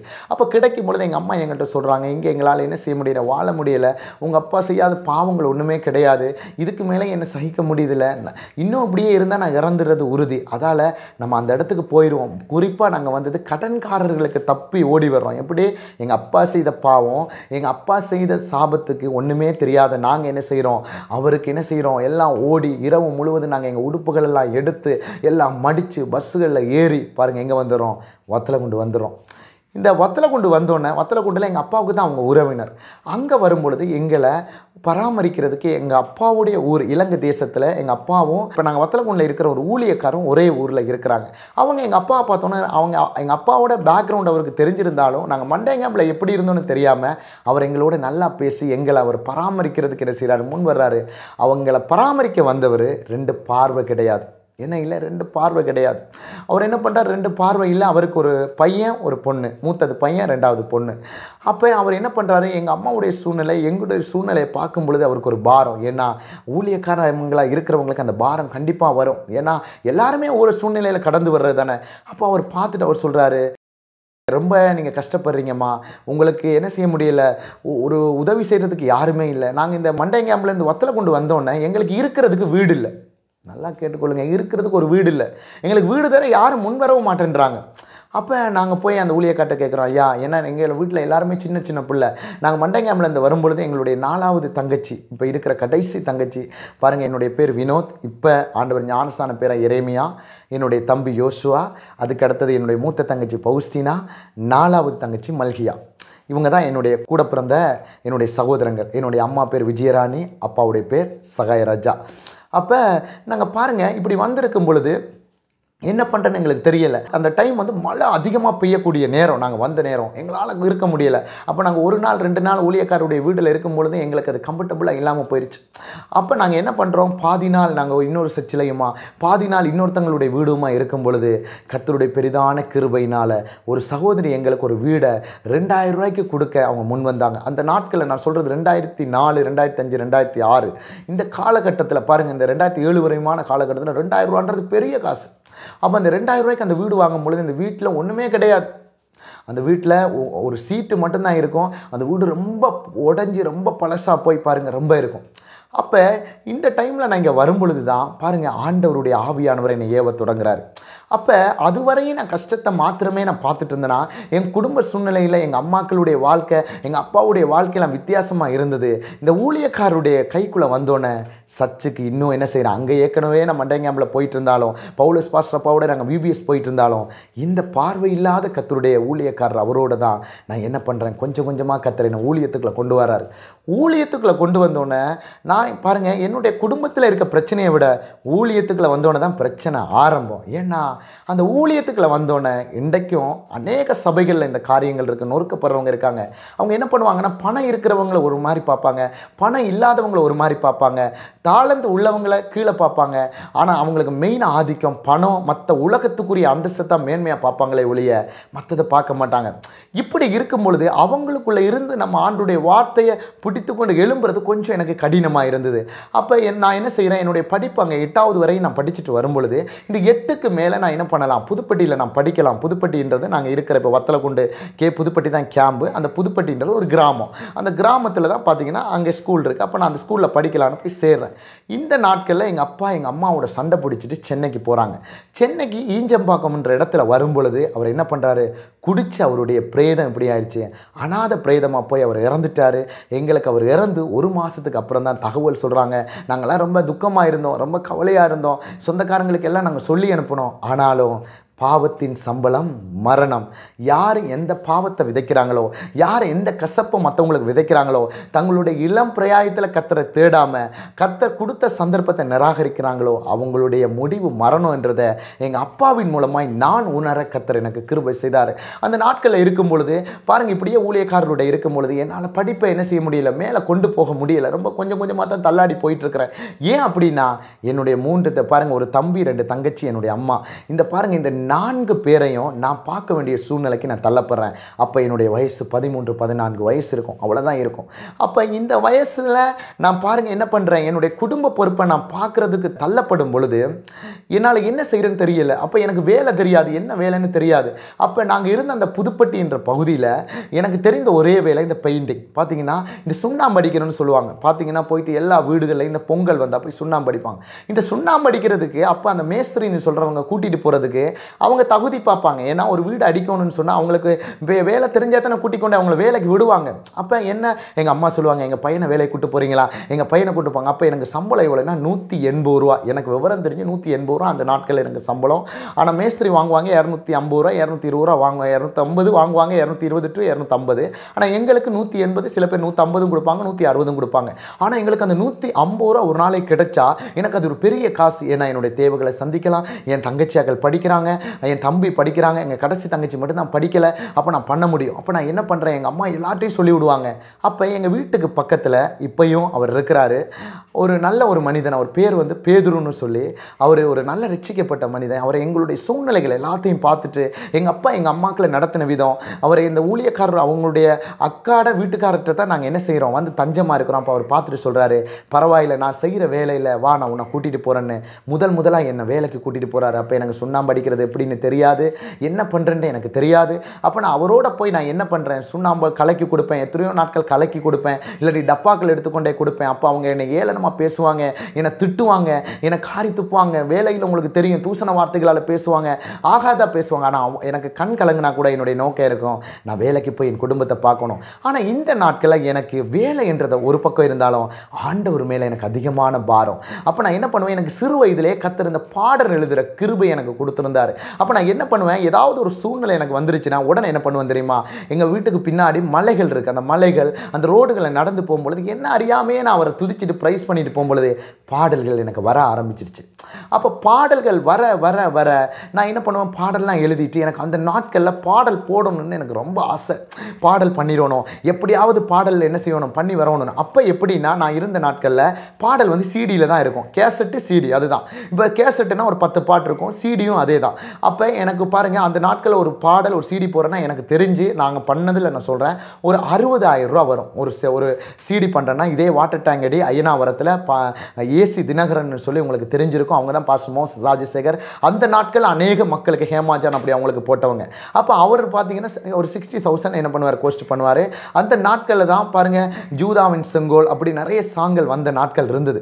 அப்படி இருக்கும் பொழுது நான் பாருங்கள் எனக்கு பாட ஆசை. அப்போ நான் என்ன பண்ணுவேன், நான் எனக்கு எழுதுகிற பாடல்களை சேச்சில் பாட சொல்லும் பொழுது என்னோட இருந்த வாலிபர்கள் அந்த இடத்துல அந்த நாட்களில் இருந்த வாலிபர்கள் யாருமே என்னை பாட அனுமதிக்க மாட்டாங்க. என்ன சொல்லுவாங்க, நீ எல்லாம் பாடி என்னத்தை செய்ய போகிற விடுன்னு சொல்லி என்ன பாட விட மாட்டாங்க, ஏளனமாக பேசுவாங்க. அப்போ நான் இதை வந்து எங்கள் அம்மாட்ட சொல்லும் பொழுது எங்கள் அம்மா எனக்கு ரொம்ப கவலைப்படுவாங்க. நான் எங்கள் அம்மா சொல்லுவாங்க, இன்றைக்கு இல்லாட்டி என்றைக்காவது ஒரு நாள் உன்னுடைய பாடல் எல்லா இடத்துலையும் துணிக்க கர்த்தர் கிருபை செய்வார், நீ சோர்ந்து போகாத. ஏன்னா எங்கள் அம்மா என்ன செய்வாங்க, ஆறுதலான வார்த்தைகள் எனக்கு சொல்லுவாங்க. இப்படியே இருக்கும் பொழுது ஒரு பக்கம் நான் பெயிண்டிங்கு போய் பார்த்தீங்கன்னா சுண்ணாம்பு பார்த்தீங்கன்னா கல் உங்களுக்கு தெரியும், இந்த சுண்ணாம்பு கல்லை நாங்கள் தண்ணியில் போட்டு அது கொதிக்கும் பொழுது அந்த சுண்ணாம்பு தண்ணி என் கையில் பட்டுருச்சுன்னு வைங்க, சுண்ணாம்பு தண்ணி கையில் பட்டோன்னே கையெல்லாம் ரொம்ப கொதிக்கும். அப்படி இன்னும் என் கைகளில் என் பாருங்கள் இன்னும் அந்த தழும்புகள் இருக்குது. ஒரு டைம் நான் போய் சுண்ணாம்பை போய் ஒரு தண்ணியில் போடும்பொழுது அந்த சுடு தண்ணி அந்த கொப்பளித்த தண்ணி ஊற்றி என் கையில் இருக்க பாதி சதையை பிச்சிருச்சு. அப்போ எங்கள் அம்மா வரும்பொழுது எங்கள் அம்மா என்னை பார்த்து ரொம்ப கஷ்டப்படுவாங்க, இன்றைக்கி நம்ம குடும்பம் சரி இல்லாதால தானே நீ இன்றைக்கி போய் இப்படி ஒரு நிலைமையில் இருக்க. அப்போ நான் சொல்லுவேன், இல்லைம்மா ஆண்டவர் எப்படியாவது எங்களை நடத்துவார். ஏன்னா நான் எந்த கூட்டம் வச்சாலும் நான் என்ன பண்ணிடுவேன், ஒரு கூட்டம் மிஸ் பண்ண மாட்டேன், போய் ஆண்டவரோடு இருப்பேன். அப்போ பாருங்கள் அங்கே இருக்கிற வாலிபர்கள் பார்த்தீங்கன்னா எல்லாரும் பார்த்தீங்கன்னா அவங்கெல்லாம் நல்ல ட்ரெஸ்ஸு போடுவாங்க, அவங்களுக்கு எல்லாம் அவங்களுடைய அண்ணன் தம்பி எல்லாருமே ஃபாரினில் இருப்பாங்க. எல்லாரும் ஃபாரினில் இருந்து அநேக பொருட்கள் அநேக சாக்லேட் கொடுக்கும் பொழுது இதெல்லாம் பார்க்கும் பொழுது என் மனசு ரொம்ப துடிக்கும். எப்படின்னா நமக்கு யாராவது ஒரு சாக்லேட் கொடுக்க மாட்டாங்களா, நமக்கு ஒரு ட்ரெஸ்ஸு வாங்கி கொடுக்க மாட்டாங்களா, நமக்கு ஏதாவது ஒரு காரியம் வாங்கி கொடுக்க மாட்டாங்களான்னு கவலைப்படுவேன். ஆனால் நான் கேட்க மாட்டேன், கர்த்தர்ட்ட சொல்லிட்டு நான் விட்டுட்டு போயிடுவேன். இது நாட்கள் 1 வருடம் 2 வருடமாக இப்படியே ஓடிக்கொண்டு இருக்கும் பொழுது பாருங்கள் அந்த ஊழியக்காரரோட நான் எந்த ஊழியக்காரருடைய நாங்கள் அரவணைப்பில் எங்கள் குடும்பம் இருக்கோ அந்த ஊழியக்காரரோட எனக்கு பைபிள் காலேஜ் படிக்கணுன்ற அந்த ஒரு டாட் எனக்கு ஆண்டவர் வந்து என்னை கொண்டு போகிறாரு. திண்டுக்கல்ல பாருங்கள் பாஸ்டர் ராஜ்குமார்னு சொல்லி அவர் இன்னமும் இருக்கிறாரு. அவர் ஒரு நல்ல ஒரு அருமையான ஊழியக்காரரு. அவர் இடத்துல எனக்கு ஒரு சில வருடங்கள் எனக்கு பைபிள் காலேஜ் படிக்க கர்த்தர் கிருபை செய்கிறாரு. யாரோட அந்த போதகர் படிக்கணும், அவருக்கு நான் தான் படித்து சொல்லணும். பாருங்கள் எனக்கு படித்தது குறைவு, எனக்கு கொஞ்சம் ஒன்றுமே தகுதி கிடையாது, என்னில் ஒன்றுக்குமே நான் சொல்கிறதுக்கு எதுவுமே கிடையாது, என் குடும்ப பேக்ரவுண்ட் எதுவும் கிடையாது. ஆனாலும் கர்த்தர் அந்த ஊழியக்காரர் மூலமாய் போய் அன்றைக்கு பைபிள் காலேஜ் படிக்க வைக்கிறாரு. அப்போ நான் தான் ஒவ்வொரு புக்குகளையும் படித்து அவருக்கு சொல்லுவேன். அப்போ பைபிளில் இருக்கிற ஒவ்வொரு அதிகாரத்தையும் படித்து எக்ஸ்பிளைன் பண்ணுவேன். அப்போ அவர் பாருங்கள் என்னை விட கர்த்தர் அதிகமான ஞானம் அவருக்கு கொடுத்து, என்ன பார்வை இல்லாதவங்களுக்கு கர்த்தர் அநேக ஞானத்தை வச்சிருப்பார். அவர் எங்களோட பேசுவார். அப்போ கொஞ்சம் கொஞ்சமாக சத்தியத்தை அதில் இருந்து கற்றுக்கொண்டு வரும்பொழுது எனக்கு பாடல் அபிஷேகமும் கர்த்தர் கொடுத்துருந்ததால நான் எப்படியாவது ஒரு கீபோர்டு வாங்கணும்னு சொல்லி எனக்கு ரொம்ப நாள் ஆசை. இப்படி ஆசையாக இருக்கும் பொழுது நான் என்ன பண்ணுவேன், யாராவது எங்கள் சர்ச்சில் கீபோர்டு போட வந்தால் ஓடி போய் அவங்களோட பக்கத்தில் போய் நின்றுக்குவேன். அவங்களோட பக்கத்தில் போய் நின்றுட்டு அவங்க எப்படி வாசிக்கிறாங்க, இங்கே எப்படி கை போடுறாங்க, எப்படி என்ன மாதிரி அமர்த்துறாங்க, எப்படி பாடுறாங்கன்னு கேட்பேன். அநேகர் என்னை கீபோர்டு கிட்ட போக விட மாட்டாங்க. அநேகர் அந்த கீபோர்டு பேக் என்னை தூக்க விடுவாங்க, கீபோர்டு துடைக்க விடுவாங்க, மைக்கு கூட கொடுக்க மாட்டாங்க. அப்படி இருக்கும்பொழுது சில டைமில் எனக்கு கொடுப்பாங்க. ஆனால் 100க்கு 75% அப்படி எனக்கு வாய்ப்பு கிடைக்காது. அப்போ நான் நொந்து வருவேன். அப்போ எங்கள் அம்மா சொல்லுவாங்க, பரவாயில்லை கர்த்தர் உன்னை என்றைக்காவது ஒரு நாள் பயன்படுத்துவாருன்னு. இப்படியே நாட்கள் போகும் பொழுது எங்கள் அம்மாட்ட சொல்லுவோம், அம்மா நான் ஒரு கீபோர்டு மட்டும் எனக்கு வாங்கி கொடுங்க. அப்போ கேசியோ M150ன்னு சொல்லி அந்த கீபோர்டு அந்த நாட்களில் நான் 2007 சொல்கிறேன். அப்போ அந்த நாட்கள் பார்த்தீங்கன்னா இந்த ரோட்டில் யாருன்னா இந்த ஒரு ஃபேனு இந்த மிக்சி அதுகள் வாங்குறவங்க பார்த்தீங்கன்னா ரோட்டால் போவாங்க. அவங்க என்ன பண்ணுவாங்கன்னா இந்த மிக்சி கிரைண்டர் அதுகளெல்லாம் கொடுப்பாங்க. கொடுத்துட்டு மாதம் ஏதாவது நம்ம ஒரு 500 ரூபாயோ ஒரு 300 ரூபாயோ நம்ம கொடுக்கணும் அவங்களுக்கு. அப்படி தான் அது கொடுப்பாங்க. இன்றைக்கும் இருக்குது அந்த மாதிரி ஸ்கீம். அப்போ நான் அவர்கிட்ட ஒரு முஸ்லீம்கார பாய்கிட்ட போய் 2 டைம் கேட்குறேன், ஐயா எனக்கு கீபோர்டு கொண்டு தருவீங்களா, உங்களுக்கு மாதமான நான் இவ்வளவு தருவேன். அவர் 2 தடவை எனக்கு சொன்னார், நான் பார்க்குறையான்னு கிடைக்கல. அப்போ எனக்கு ரொம்ப வேதனை, ஆண்டவரே எனக்கு கீபோர்டு கிடைக்குது இல்லையா. ஆனால் இந்த டைம் நான் கீபோர்டுக்காக அங்கலாய்க்கும் பொழுது சர்ச்சில் கீபோர்டு இருக்குது. அந்த கொண்டு வர்ற பாருங்கள் என்னோட ஒரு 30-33 வாலிபு பிள்ளைகள் இருக்கிறாங்க.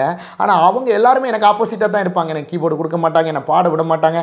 நான் எந்த காரியம் செஞ்சாலும் என்னை துக்கப்படுத்துறதுக்கும், ஏன்னா அவங்க என்னை விட வயசில் மூத்தவங்க ஊழியத்தில் இருக்கிறாங்க, அவங்க என்னை கஷ்டப்படுத்துறதாகவே இருக்கும். அப்போ நான் இதெல்லாம் பார்த்து நான் ஒருபோதும் என்ன பண்ண மாட்டேன், வேதனைப்பட மாட்டேன். என் மனசில் இருக்கிறத பாடலாக பாடி கண்ணீரோட விட்டு எங்கள் அம்மாட்ட சொல்லிட்டு ஆண்டவர்கிட்ட சொல்லிட்டு போயிடுவேன். இப்படி இருக்கும்பொழுது எனக்கு திடீர்னு ஃபோனில் ஒரு நாள் ஒரு பார்த்தீங்கன்னு சொன்னால் ஒரு கான்டாக்ட் வருது. பாஸ்டர் ஆஸ்வின் மைக்கேல்னு சொல்லி அவர் அமெரிக்கா தேசத்தில் நியூ ஜெர்சி பகுதியில் ஜீசஸ் ஃபேமிலி மினிஸ்ட்ரின்னு சொல்லி இன்னும் பண்ணுறாங்க அவங்க. அவருடைய கான்டாக்ட் எனக்கு வருது. அப்போ அவர் உடனே நான் அவர்கிட்ட கேட்குறேன், ஐயா எனக்கு ஒரே ஒரு உதவி பண்ணணும் ஐயா, எனக்கு ஒரு கீபோர்டு வேணும் ஐயா அப்படின்றார். என்ன நான் கேட்குறேன். அப்போ அவர் சொல்கிறாரு, என்னோட நல்லா பேசிட்டு ஓகேப்பா நான் பார்க்கலாம் ப்ரே பண்ணலான்னு சொல்லிட்டு அவருக்கு பாருங்கள் ஆண்டவர் அவருக்கு ஒரு டாட்டு கொடுத்ததால், அவர் என்ன பற்றின பாரம் அவருக்கு கொடுத்ததால், அவர் அவருடைய பாருங்க கிளை ஸ்தாபனத்து உங்களோட பிரான்ச்சு சர்ச்சு இங்கே திருவண்ணாமலையில் பாஸ்டர் அலோசியஸ் இருக்காங்க. அவங்களுக்கு ஃபோன் பண்ணி உடனே இந்த பையனுக்கு போய் நீங்கள் இந்த கீபோர்டு கொடுங்க அப்படின்னு சொல்லி எனக்கு கேசியோ சிடிகே 5000 கீபோர்டு அந்த நாட்களில் எனக்கு அது ஒரு 8000 9000 கிட்ட வரும் பாருங்கள். நான் 3000 கீபோர்டு தான் ஆண்டவர்கிட்ட வாங்கணும்னு கேட்டேன். கர்த்தர் எனக்கு ஒரு 8000 உள்ள கீபோர்டு வாங்கி அவர் எனக்கு பார்சல் போட்டு கேபிஎன் டிராவல்ஸ்னு சொல்லி திண்டுக்கல்லில் போட்டிருந்தாங்க. அப்போ நான் வேகமாக போகிறேன். போயிட்டு அந்த கீபோர்டு எடுத்து போனது பார்க்கும்போது எனக்கு அவ்வளோ ஒரு சந்தோஷம். அந்த கீபோர்டு எனக்கு வாசிக்க தெரியாது, எப்படி அமர்த்தணும்னு தெரியாது. எனக்கு ஒன்று தெரியும், விடிய காலையில் 5 மணியாக இருக்கலாம், நைட்டு 10 மணியாக இருக்கலாம், எனக்கு தெரிஞ்சதை போட்டு வாச்சிட்டு நான் ஆராதிச்சுட்டே இருப்பேன். அப்போ அந்த கீபோர்டு நான் சர்ச்சுக்கு கொண்டு போகும்பொழுது அங்கே எனக்கு முன்னாடி இருந்த வாலிபர்கள் எல்லாரும் ஆச்சரியம், இவனுக்கு சாப்பிட்றதுக்கே காசு இல்லை, இவங்க அம்மாவுக்கு யாரும் உதவி செய்ய இல்லை, எனக்காவது அண்ணன் தம்பி சகோதரங்கள்லாம் ஃபாரினில் இருக்காங்க, வெளி தேசங்களில் இருக்காங்க, இவனுக்கு ஒருத்தனுமே இல்லையே, யார் இது வாங்கி கொடுத்தா அப்படின்னு சொல்லி என் கீபோர்டை வந்து தட்டி பார்ப்பாங்க, என்னை பார்ப்பாங்க. ஆனால் அவங்க அதை பெருசாக எடுத்துக்கொள்ளலை. இப்படியே என்னுடைய நாட்கள் போகுது. என்னுடைய நாட்கள் போகும்பொழுது என்னுடைய குடும்ப சூழ்நிலை வர வர எனக்கு ரொம்ப டைட்டாக இருக்கும் பொழுது நான் பாருங்கள் ஆண்டவரோட ஒரு பக்கம் இருந்தாலும், ஆண்டவரோட நான் இசைந்திருந்தாலும், அப்போ நான் என்ன பண்ணுறேன், இப்படியே இருந்துட்டு பாருங்கள் அங்கே எனக்கு பாடுறதுக்கான வாய்ப்பு ஒரு இடத்துல வருது. அப்போ எனக்கு ஒருத்தர் வாக்கு கொடுக்குறாரு, நான் உன்னை என்னுடைய சிடியில் நான் பாட வைப்பேன், கண்டிப்பாக என்னுடைய சிடியில் நீ பாடலான்னு ஒருத்தர் சொல்கிறாரு. ஆனால் அங்கே வரும் பொழுது அவருக்கு வேண்டியவங்களை அவங்க என்ன செய்கிறாங்க, பாட வைக்கிறாங்க. நான் போய் கூட பக்கத்தில் இருக்கிறேன், என்ன அவங்க பொருட்டு கூட பண்ணலை. ஆனால் அவங்க பாடிட்டு வந்துடுறாங்க. அவங்க 1 2 3 4 வாலிபத்துக்கிட்ட மேலே போட்டு அவங்க பாடிட்டு வந்துடுறாங்க. இப்படி பாடிட்டு வரும்பொழுது எனக்கு அந்த மனசு பாருங்கள், அவங்க மேலே எனக்கு கஷ்டம் இல்லை, துக்கம் இல்லை, அவங்க மேலே எனக்கு கோபம் இல்லை. இப்போ கூட நான் கோபத்தில் இதை சொல்லலை. அந்த பாரம், ஆண்டவரே நீங்கள் கொடுத்த பாட்டு பாருங்கள், எனக்கு 13 14 வயசில் கொடுத்த பாட்டு, ஆண்டவரே நீங்கள் இனிமேல் எப்போ நீங்கள் இதை என்ன செய்வீங்க, பார்க்க செய்வீங்க, எப்போ என்னை பாட செய்வீங்க. அப்போ நான் நிறைய வாய்ப்புகள் கேட்கும் பொழுது பாருங்கள், என்னை கூட்டிகிட்டு போனவங்க எல்லாரும் அவங்க என்ன பண்ணுவாங்க, அவங்க போய் பாடிட்டே இருப்பாங்க. ஸ்டூடியோவில் போய் பாருங்கள், இதே ஐயனார்வரம் வாட்டர் டாங்கடி சென்னையில் நான் போய் ஏசி தினகரன் ஐயாட ஸ்டூடியோவில் உட்காந்துருக்கும் பொழுது அப்போ நான் அங்கேருந்து பார்த்துட்டே இருப்பேன். எல்லாரும் போய் பாடுவாங்க. அந்த இடத்துல என்னை கூட்டிகிட்டு போனவங்க பாடுவாங்க, புதுசாக பாட வருவாங்க. அந்த நாட்களில் யாருடைய பாடல்கள் எல்லாம் நல்ல நீங்கள் கேட்குற பாடல்களாக இருக்கும், அவங்கெல்லாம் வந்து உள்ளே பாடுவாங்க. அப்போ நான் வெளியில் உட்காந்து, என்னுடைய வயசு பார்த்திங்கன்னா ஒரு 15 வயசு. இந்த 15 வயசில் நான் என்ன பண்ணுவேன், பார்த்துட்டே இருப்பேன். பார்த்துட்டு இருந்துட்டு எனக்கு ஒரு வேதனை இருக்கும். ஆனால் நான் அவங்கள்ட்ட கேட்க மாட்டேன். ஏன்னா அவங்க தருவாங்களா தரமாட்டாங்களா அது ஆண்டவருக்கு தான் தெரியும். ஆனால் நான் அதுவரையும் எனக்கு தெரியாது, கர்த்தர் என்னை உடைக்கிறாரு, கர்த்தர் என்னை ஒவ்வொரு பாதையில் என்னை நடத்திட்டு வரான்றது அது எனக்கு புரியலை.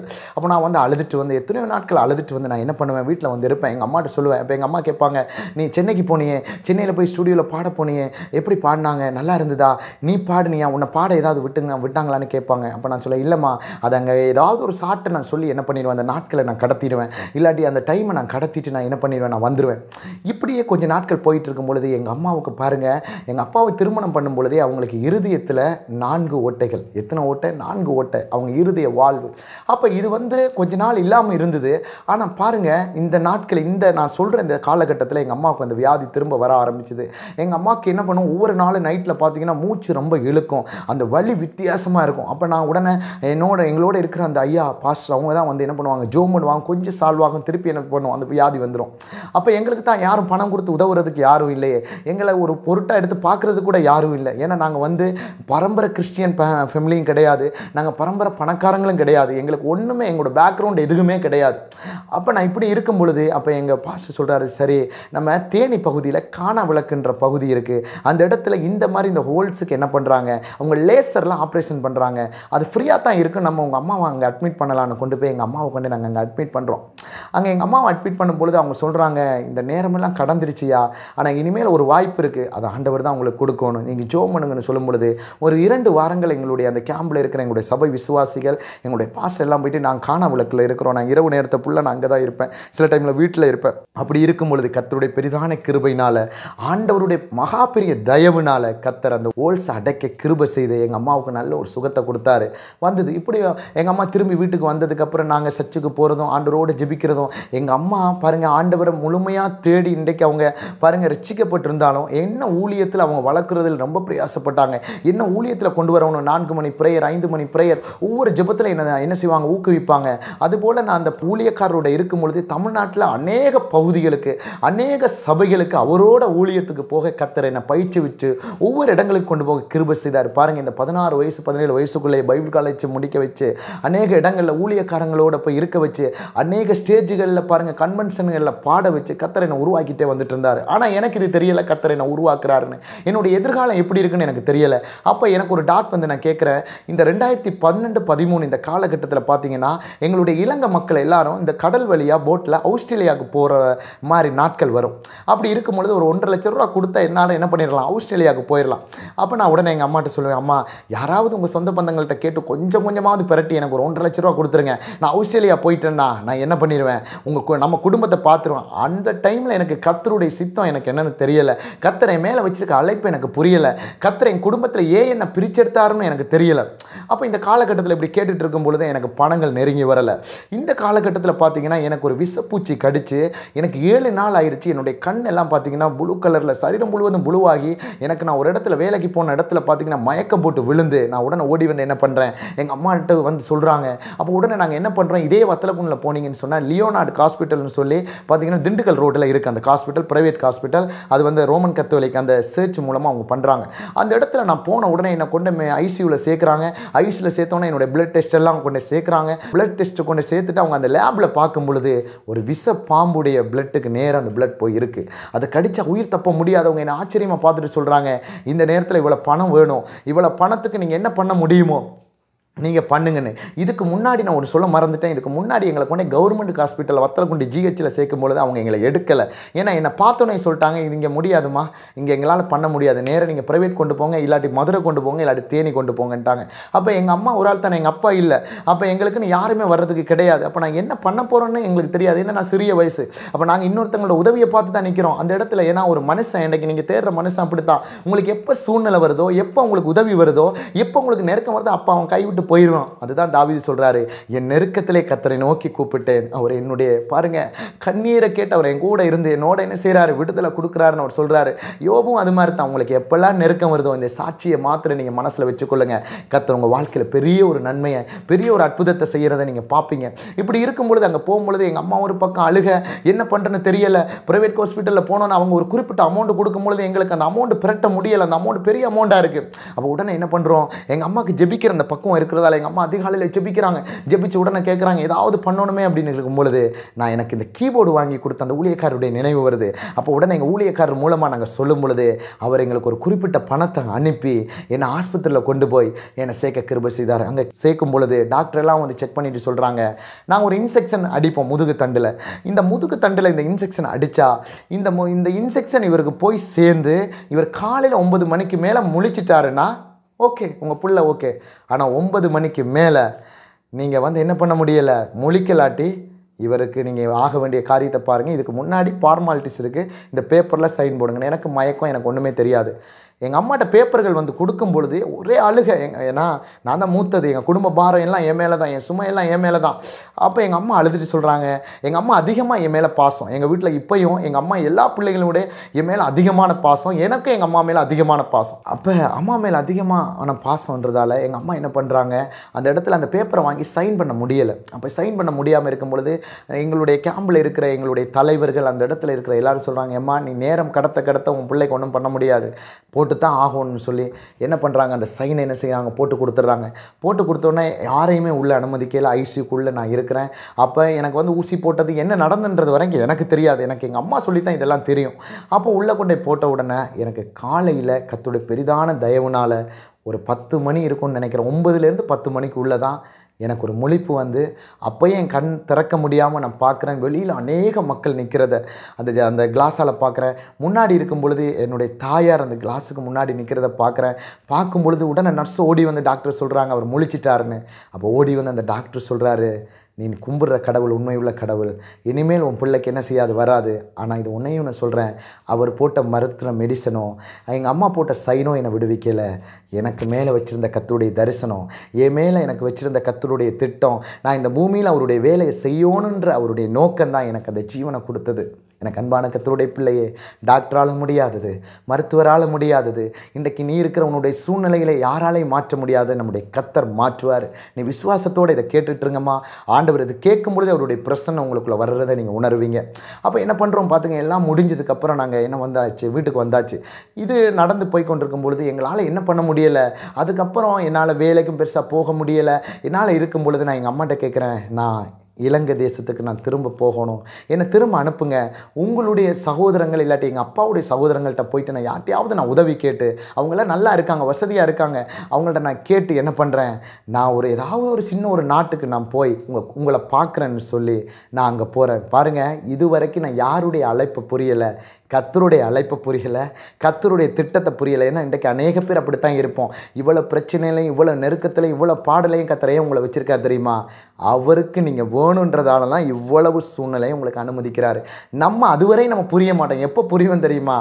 ஆண்டவர் எப்போ நம்மளை அதிகமாக உடைச்சி வெளியில் எடுக்கிறாரோ அப்போ தான் தெரியும், ஆண்டவரே நீர் என்னை பயன்படுத்துறதுக்கு தான் இவ்வளோ காரியத்தை அனுமதிச்சிருக்கிறீங்கன்னு. அப்போ நான் என்ன பண்ணுறேன், இதே சென்னையில் மீனம்பாக்கத்தில் என்னுடைய பாஸ்போர்ட்டை முடித்து 2013 லாஸ்ட்டு நான் என்ன பண்ணுறேன், இலங்கை தேசத்துக்கு நான் போகிறேன்.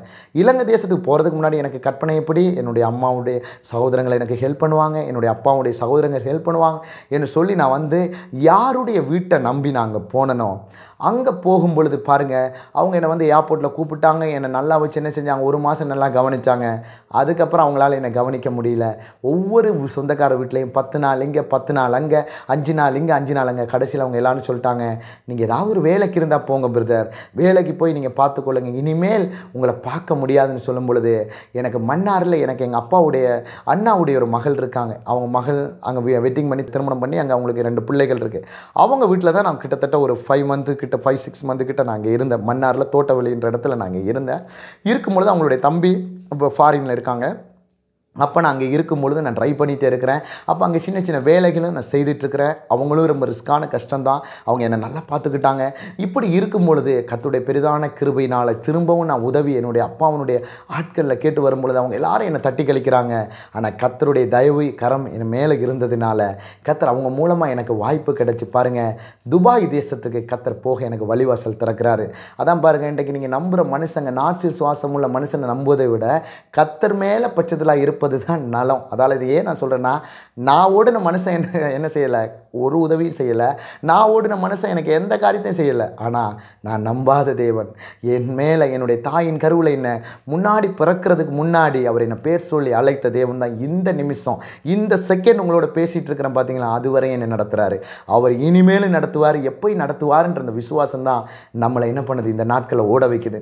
அப்போ பாருங்கள், நாங்கள் துபாய்க்கு போகும்பொழுது நான் நினச்சது ஏதோ இன்னொரு வேலைக்கு அனுப்புவாங்க, நல்ல வேலைக்கு நினச்சேன். அவங்க என்னென்னா எங்கேயோ போனால் போட்டுன்னு சொல்லி எனக்கு ஒரு சமையல் பாருங்கள், குக்கிங் வேலை செய்கிற ஒரு வீசா எனக்கு கிடச்சி நான் அனுப்புகிறாங்க.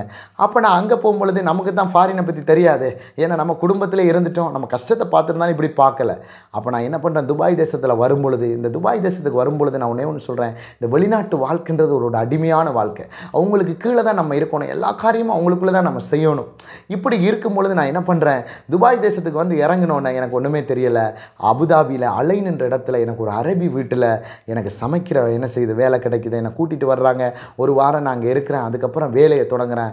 அங்கே போனால் எனக்கு வீட்டில் இருந்த போராட்டத்தை விட, இலங்கையில் நான் சந்தித்த போராட்டத்தை விட அங்கே இருக்க போராட்டம் பெருசு. ஏன்னா அங்கே இருக்கிற எல்லாருக்கும் நான் என்ன செய்யணும், சமைக்கணும். விடிய காலையில் 4 மணிக்கு நான் எத்தனை புரோட்டா போடணும், 50 புரோட்டா நான் போடணும். யோசிச்சு பாருங்கள், புரோட்டா எப்படி போடுறேன்னு எனக்கு தெரியாது. ஒரு வாரம் டீச் பண்ணி கொடுத்தாங்க. அதுபோல் விடிய காலையில் எனக்கு என்ன பண்ணணும், அங்கே அரபி சாப்பாடுகள்லாம் வித்தியாசமாக இருக்கும். அப்போ அந்த சாப்பாடுகள் நான் கரெக்டாக 8 மணிக்கு நான் 4 மணிக்கு கிச்சனுக்கு 4 மணிலேருந்து 5 மணிக்குள்ள காவா சாய் எல்லாம் அங்கே ரெடி பண்ணிவிட்டு நான் கொண்டு போய் அங்கே என்ன செய்யணும், போடணும். அதில் பார்த்தீங்கன்னா அவங்க ஒரு புரோட்டா எடுத்து சாப்பிடுவாங்க, அது சரியில் எடுத்து தூக்கி தட்டை தூக்கி எறிவாங்க. எத்தனையோ தடவை எனக்கு முன்னாடி அந்த தட்டுகள் எல்லாம் விழுந்திருக்கு. எத்தனையோ முன்னாடி அரபி மேடம் என்னுடைய காதை பிடிச்சி அவங்க என்னை திரும்பி சொல்லுவாங்க, இங்கே பாரு உனக்கு என்ன சமைக்க தெரியல. ஆனால் இது வரைக்கும் நான் அவங்க ஹார்டாக பேசுனதில்லை. ஆனால் காதை பிடிச்சி என்ன பண்ணுவாங்க, இங்கே பாரு நீ இப்படி இல்லை அப்படி இல்லை, நீ செய்கிற சரியில்லைன்னு என்ன ரொம்ப வேதனைப்படுத்துகிற மாதிரி நடக்கும் பொழுது, அவங்க போனதுக்கப்புறம் பாத்திரம் விளக்கும் பொழுது நான் என்ன பண்ணுவேன் தெரியுமா, என்னுடைய பாட்டு பாஸ்டர் மோசஸ் ராஜசேகர் அவருடைய பாடல், எனக்கு யாருடைய பாட்டு வருதோ என்ன செய்வேன், அண்டா இதுகளை எல்லாம் நான் வளக்கிட்டு என்னுடைய தமிழில் நான் பாடிட்டு இருப்பேன். அப்போ நான் அந்த இடத்துல கத்தாமான்னு சொல்லி 2 யார் இருக்கிறாங்க, பிலிப்பைனி இருக்காங்க, லிந்தா, அதுக்கப்புறம் நான் ரோசின்னு சொல்லி அவங்க இப்போ குவைத் தேசத்தில் இருக்காங்க. நம்ம பேசியிருக்கேன். இப்போ கொஞ்ச நாள் அவங்களோட நான் தொடர்பு தொடர்பில் இல்லை. அப்போ அவங்க பார்த்தீங்கன்னா நல்ல ஒரு அருமையான சகோதரிகள் 2 பேருமே எனக்கு ரொம்ப ஹெல்ப் பண்ணுவாங்க. அவங்க மேடம் போனதுக்கப்புறம் என்னோட வந்து சொல்லுவாங்க, வினோத் கொடுங்க நான் கொஞ்சம் உங்களுக்கு கழுவி தரேன், நீங்கள் ஒரு ஆம்பளை புள்ள அப்படி கழுவ பரவாயில்லம்மா விடுங்க அப்படின்னு சொல்லி நம்ம இதுக்கு தானே வந்தோன்னு பானை கழுவேன், பேர் தொழுகும். எங்கள் அம்மா அந்த டைமில் ஃபோன் பண்ணி தம்பி எப்படி இருக்க, சாப்பிட்டியா, வேலை எப்படி இருக்குன்னு சொல்லி அம்மா நல்லா இருக்கேன். பாருங்கள் என்னுடைய வாழ்க்கை அதான் கர்த்தர் ஒருவருக்கு தான் தெரியும். அம்மா நல்லா இருக்கேன், சாப்பிட்டேன், இப்படி இருக்கேன். நான் என்ன பண்ணுவேன், ஒவ்வொரு இடங்களில் போகும்பொழுது ஃபோட்டோ எடுத்து ஃபேஸ்புக்கில் போடும்பொழுது பார்க்குறவங்கலாம் என்ன எப்படி நினச்சிக்குவாங்க தெரியுமா, பரவாயில்ல அவருக்கு எப்படி இருக்குது, நல்ல பில்டிங்கு முன்னாடி ஃபோட்டோ எடுத்துக்கிறாரு, காருக்கு முன்னாடி எடுத்துக்குவார். ஆனால் ஃபோட்டோ மட்டும்தான் அங்கே எடுத்திருப்பேன், வேலை செய்கிறது எங்கே இருப்பேன், கிச்சனில் இருப்பேன். அந்த கிச்சனில் இருக்கிறது எனக்கும் கர்த்தருக்கும் தான் தெரியும். ஒவ்வொரு நாள் அந்த கபோர்டில் இருக்கிற ஒவ்வொன்றையும் எடுத்து மாற்றணும். இது எனக்கு ஒரு 6-7 மாதம் இது சரியான போராட்டம். ஒவ்வொரு நாளும் கிச்சனில் இருக்க டப்பாவை எடுத்து துடைக்கணும். அரபி வந்து அந்த லேடி வந்து பார்த்துட்டு போனதுக்கப்புறம் சில டப்பாக்கள் நான் என்ன செய்யணும், துப்புரவு பண்ணாட்டி உடனே என்னை வந்து என்ன சொல்லுவாங்க தூரமா, அந்த டப்பாவை தூக்கி அடிச்சுட்டு நீ என்ன என்னுடைய கபோர்டெல்லாம் சுத்தம் பண்ணாமல் போயிருக்க, என்ன இப்படி பண்ணாமல் போயிருக்கேன்னு சொல்லி என்ன அவங்களுடைய அரபியில் அவாசமான வார்த்தையில் பேசுவாங்க. அவங்க வந்துட்டு போனதுக்கப்புறம் அந்த பெண்கள் வருவாங்க. பெண்கள் வந்தோன்னு சொல்லுவாங்க, எனக்கு ஒருத்தங்களுக்கு சிக்கன் ரைஸ் வேணும். சிக்கன்னா அவங்க சொல்கிற ரைஸ்கள் வேறையாக இருக்கும். அது எத்தனை ஒரு பெரிய அண்டா முழுக்க சமைக்கணும். நமக்கு தான் சமைக்க வராது. எனக்கு தெரிஞ்சதை வச்சு ஏதோ சமைச்சா அவங்க என்ன பண்ணுவாங்க, சாப்பாடு கொண்டே கொடுப்பேன். டேபிளில் இருந்து தூக்கி தட்டி சொல்லுவாங்க, உன்னை யார் வேலைக்கு எடுத்தா, நீ என்னத்துக்கு வேலைக்கு வந்த, நீ வேலைக்கு வராமல் வேற எங்கேயாவது போயிருக்கலாமே, உன்னால் எங்களுக்கு ரொம்ப கஷ்டம்னு சொல்லி வருவாங்க.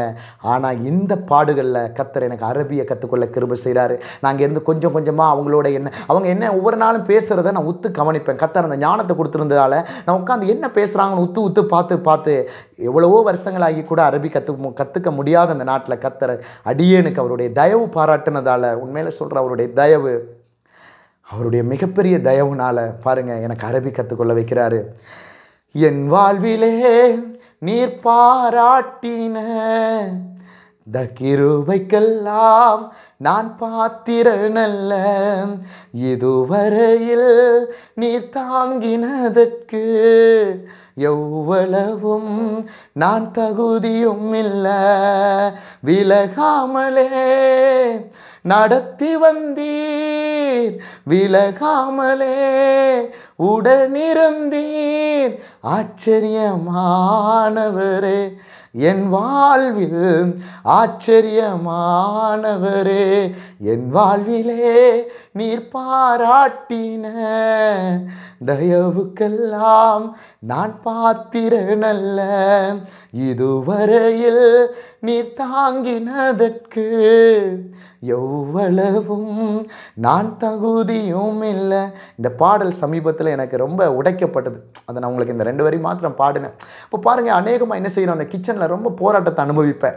அப்போ இப்படியே இருக்கும் பொழுது எனக்கும் அவங்களுக்கு ஒரே போட்டியாக இருக்கும். என்ன பண்ணுவாங்க, அந்த தொடப்பத்தை கொடுத்து சொல்லுவாங்க, அவங்க அரபியோட வீடு பெரிய வீடாக இருக்கும், அதை ஃபுல்லாக பெருக்குன்னுவாங்க. நான் என்ன பண்ணுவேன், காலையில் 6 மணி அப்படின்னா அங்கത്തെ டைம் 6 மணினா இந்தியன் டைம் 7:30. அப்போ நான் என்ன பண்ணுவேன், 6 மணிக்கு கையில் இந்த தும்பு தடி பிடிச்சேன்னு சொன்னால், தும்பு தடினா அந்த நீங்கள் கூட்டுற புருஷ் பிடிச்சேன்னா அந்த வீடு முழுவதும் கூட்டி, ஒவ்வொருத்தவங்களுடைய பெட்ரூமு கூட்டி, ஒவ்வொருத்தவங்களுக்கு முன்னாடி டிஷ்யூ எல்லாம் எடுத்துக்கொண்டே வச்சு பாத்ரூமில், ஏன்னா என்னுடைய மனைவி என் குடும்பத்துக்கு கூட என்னுடைய அம்மாவுக்கு கூட இந்த பாதி காரியங்கள் தெரியாது. இன்றைக்கு கர்த்தர் உங்களுக்கு முன்னாடி இதை சொல்ல வைக்கிறாருன்னு அவருடைய தயவு. அப்போ எல்லாத்தையும் கொண்டு வைப்பேன். வச்ச உடனே அவங்க வருவாங்க, வந்து என்ன பண்ணுவாங்க, அவங்க ட்ரெஸ்ஸை கொடுப்பாங்க துவைக்க சொல்லி. நான் கொண்டே வாஷிங் மிஷினில் அதை நான் துவைக்க மாட்டேன், வாஷிங் மிஷினில் கொண்டே கொடுக்கணும், கொடுத்தோட எடுத்துக்கொண்டே போடணும்.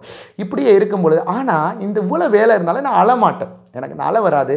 நான் என்ன பண்ணுவேன் தெரியுமா, இந்த இரவு எனக்கு எப்பயுமே அங்கத்தே டைம் எனக்கு ஒரு 11:30 ஆயிரும் என்னுடைய கிச்சன் வேலையெல்லாம் முடிக்க. வந்து 11:30 கணக்கு பாருங்கள், குளிச்சுட்டு நான் ஒரு 12 மணிக்கு மேலே வந்து 12:30 ஆயிரும். வந்து அப்போ நான் எனக்கு ஜெபிக்க கூட கொஞ்சம் நேரம் தான் டைம் கிடைக்கும். வந்துட்டு அப்படியே படுத்துருவோம். அப்படியே காலையில் 4 மணிக்கு எழும்பணும். 4 மணிக்கு எழும்பலாட்டி என் டோருக்கு வந்து அவங்க தட்டி என்னை சத்தம் போட்டு தண்ணி ஊற்றி எழுப்பி என்னை கூட்டு போவாங்க. ஏன்னா அரபி அவங்களுடைய கேர் ஸ்டைலே வித்தியாசமாக இருக்குது. ஏன்னா அவங்களுக்கு பணம் தான் முக்கியம், ஆட்கள் முக்கியமே கிடையாது.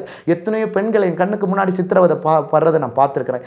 இப்படியே எனக்கு இருக்கும்பொழுது ஆண்டவர்கிட்ட கேட்பேன், ஆண்டவரே இந்த உபத்திரவம் எனக்கு எப்போ மாறும், ஏன் எனக்கு இப்படி கொண்டு வந்துறீங்க என்னும் பொழுது கர்த்தர் அந்த இடத்துல பாருங்கள் ஒரு பெரிய ஒரு தயவு பாராட்டுறாரு. கர்த்தர் அந்த இடத்துல ஒரு தயவு, எப்படிப்பட்ட தயவுனா, அவங்களுடைய அந்த அரபியோட அவர் வீட்டுக்காரர் மிலிட்ரியில் இருக்கார். அவர் வந்து பாருங்கள், ஆவத்துன்னு பேர் அவருடையது.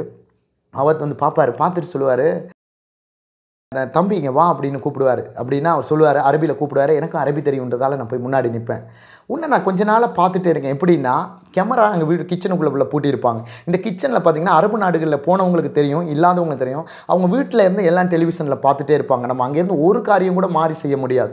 அப்போ அவங்க பார்த்துட்டு, ஆனால் நீ செய்யும் பொழுது ஏதோ ஒரு காரியம் உனக்குள்ளே இருக்கிறத பார்க்க எனக்கு விளங்குது. ஆனால் உன்னை நான் தவறாக வச்சுருக்கிறேனோ தெரியலை, ஒருவேளை தப்பாக எனக்கு வச்சுருக்கனோ தெரியலை. ஆனால் உன்னை நான் நாட்டுக்கு அனுப்ப மாட்டேன். நல்லா ஒன்று புரிஞ்சு கொள்ளணும், ஒரு அரபி அப்படி சொல்கிறது அது பெரிய ஒரு ஆச்சரியம். ஏன்னா அரபிக்கு பிடிக்கலாட்டி பாஸ்போர்ட் சீல் பண்ணால் நம்ம 6 மாதத்துக்கு எங்கே போக முடியாது, திருப்பி கல்ஃபுக்குள்ளே எந்த நாட்டுக்குள்ளேயும் போக முடியாது, நோ என்ட்ரி அடித்தாங்கன்னா போக முடியாது. அதுக்கப்புறம் 6 மாதத்துக்கு அப்புறம் தான் கல்ஃபுக்குள்ளே நம்ம போக முடியும். ஆனால் அவர் சொல்கிறாரு, உன்னுடைய சூழ்நிலை எனக்கு தெரியுது, நீ வேறு ஏதாவது வேலை இருந்து நல்ல வேலையாக இருந்தால் என்கிட்ட வந்து சொல்லு, நான் உனக்கு என்ன பண்ணுறேன், உன்னுடைய பாஸ்போர்ட்டை கொடுத்து நான் உனக்கு அந்த இடத்துல போக உனக்கு நான் கிருபை செய்கிறேன்னு சொல்லி அவர் என்னோட பேசும்பொழுது எனக்கு தாங்க யாரையும் தெரியாது. நம்ம போனது அரபி விட்டு இவங்களை மட்டும்தான் தெரியும். அந்த இடத்துல கர்த்தருடைய பெரிதான தயவு, அவருடைய அனுக்கிரகத்தினால கர்த்தர் எனக்கு ஹிந்தியும் அரபியும் ஓரளவு பேச கிருபை செய்துட்டார். கொஞ்சம் கொஞ்சம் எனக்கு கற்றுக்கொள்ள கிருபை செய்துட்டார். அப்போ நான் என்ன பண்ணுறேன், அங்கே இருக்கும் பொழுது டிரைவர்கள்ட்ட போய் நான் கேட்குறேன், ஏதாவது வேலை இருக்குமானா ஒரு சில வேலைகள் சொல்கிறாங்க, எனக்கு ஒத்து வரலை. அப்போ ஒரு நாள் அந்த வீட்டுக்கு காம்பவுண்டுக்கு பின்னாடி பெரிய ஒரு மணல் இருக்குது. அப்போ அந்த மணலை நான் நைட்டில் என்ன செய்வேன், நடந்து பாடி அப்படியே பாடிட்டே இருப்பேன். அந்த ஒரு அனுபவம் இப்போயும் நான் கேட்பேன், ஆண்டவரே அந்த பழைய அனுபவத்தை எனக்கு கொடுங்கன்னு. அப்படியே பாடிட்டு இருக்கும் பொழுது ஏதாச்சும் தமிழ் தெரிஞ்ச ஒருத்தர் அந்த இடத்தால் வர்றாரு. இது நான் சொல்கிறது பகலில் வர்றாரு. வரும்பொழுது என்னோட பேசும்பொழுது, தம்பின்னு பேசும்பொழுது நான் கேட்குறேன், அண்ணா நீங்கள் தமிழான்னு கேட்கும் பொழுது நான் தமிழ் தான்ப்பா அப்படின்றாரு. அவர் பேர் ஆனந்த், அவர் பெரம்பலூரை சேர்ந்தவர், இன்றைக்கி இருக்கார். இதை பார்த்தா கூட அவர் இந்த சாட்சி அவர் கூட பார்க்கலாம். அப்போ வரும்பொழுது எனக்கு முன்னாடி வந்துட்டு நீங்கள் தமிழானும் பொழுது, அண்ணா நான் இப்படி என்னை இருந்துட்டேன், சமையலில் ரொம்ப ஹார்டாக இருக்குது வேலை, என்னால் ஒன்றும் பண்ண முடியலை, நான் என்ன செய்யணும்னு தெரியலை, சர்ச்சுக்கும் என்னால் போக முடியலை, என்ன பண்ணுறேன்னு செய்ய முடியலைன்னும் பொழுது தான் அவர் சொல்கிறாரு, பரவாயில்ல என் கம்பெனியில் நான் வேலை இருக்குது, ஆனால் நான் போய் எங்கள் ஓனர்கிட்ட கேட்டு சொல்கிறேன்னு போய் கேட்டுட்டு வரும்பொழுது கர்த்தர் அந்த ஓனர்கிட்ட தயவு கிடைக்க பண்ணி நான் லேபராக ஒரு கன்ஸ்ட்ரக்ஷன் கம்பெனிக்குள்ளே போகிறேன்.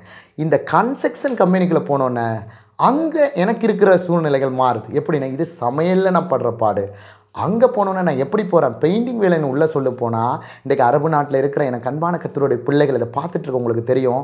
நீங்கள் என்ன பண்ணணும், அரபு ஒரு வேலைன்னா எல்லா வேலையுமே செய்யணும். இந்த வேலைன்னு சொல்லி உங்களுக்கு கிடையாது, எல்லா வேலையும் கன்ஸ்ட்ரக்ஷன் கம்பெனியை பொறுத்தவரை செய்யணும். எனக்கு முதல்ல எனக்கு என்ன கொடுத்தாங்க தெரியுமா, இந்த அரபானாவை இழுக்கிற கம்பி கொண்டியாக இருக்கும், அதை பார்த்திங்கன்னா பெரிய கம்பி வளைச்சிருக்கும், அதை எடுத்து அந்த கம்பியை நோண்டி அந்த அரபானாவில் போட்டு தபுக்குன்னுவாங்க, அரபியில் தபுக்கு, இங்கே பார்த்தீங்கன்னு சொன்னால் இந்த எப்படி சொல்ல ஆலப்பலாக்கல்னுவாங்க. இங்கேத்த இந்தியன் ஆலப்பலாக்கல் வித்தியாசம், அரபியில் இருக்கிற அரபு நாட்டில் இருக்கிறது உங்களுக்கு நல்லா தெரியும், 40 கிலோ இருக்கும், அது மத்ரூஸ் கல்லுன்னு சொல்லுவாங்க. அந்த கல்லை எடுத்து, அந்த கல் ஒரு கல் 40 கிலோன்னா ஒரு 6 கல் வச்சா எவ்வளோ இருக்குன்னு யோசிச்சு பாருங்கள். இதை வச்சு பின்னாடி ஒருத்தர் பிடிச்சிக்குவார், நான் முன்னாடி இழுப்பேன். முதல் வேலையே அதுதான். அப்போ நான் கேட்பேன், ஆண்டவரே நான் அங்கே இருக்கும் பொழுது இந்த போராட்டம்னு வந்தால் இங்கே என்னும் பொழுது எனக்கு அங்கேயும் என்ன பண்ணுறேன், வீசா அடித்தோன்னே வீசா 3000 தரம்ஸ் எனக்கு அடிக்கிறாங்க. அடித்தோன்னே இந்த 3000 தரம்ஸ்ன்றது எனக்கு பெரிய காசு. ஏன்னா எனக்கு சம்பளமே எவ்வளோ தான் தெரியுமா, 900 ரூபா தான் சம்பளம்.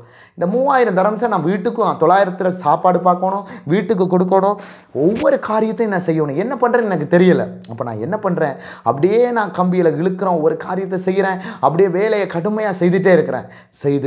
செய்திருக்கும் பொழுது கர்த்தர், நான் செய்கிற வேலையில் கர்த்தர் எனக்கு உண்மையாக இருந்ததால் அந்த இடத்துல எனக்கு ஒரு நல்ல ஒரு காரியத்தை என்ன செய்கிறாரு, அங்கே வாய்க்க பண்ணுறாரு.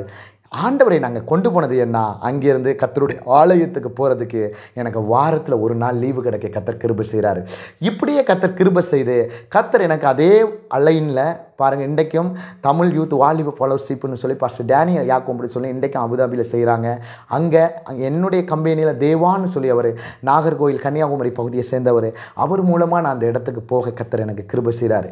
அங்கே போகும்பொழுது பார்த்தா எல்லாரும் என்னை விட படித்தவங்க, எல்லோரும் நல்லா பணத்தில் எல்லாத்துலேயும் படித்தவங்க, எல்லாம் நல்லா சம்பளம் எல்லாம் அவங்க 10,000 தரம்ஸ் 20,000 தரம்ஸ் எடுக்கிறவங்க, நான் வெறும் 900 தரம்ஸும் கூட இல்லை.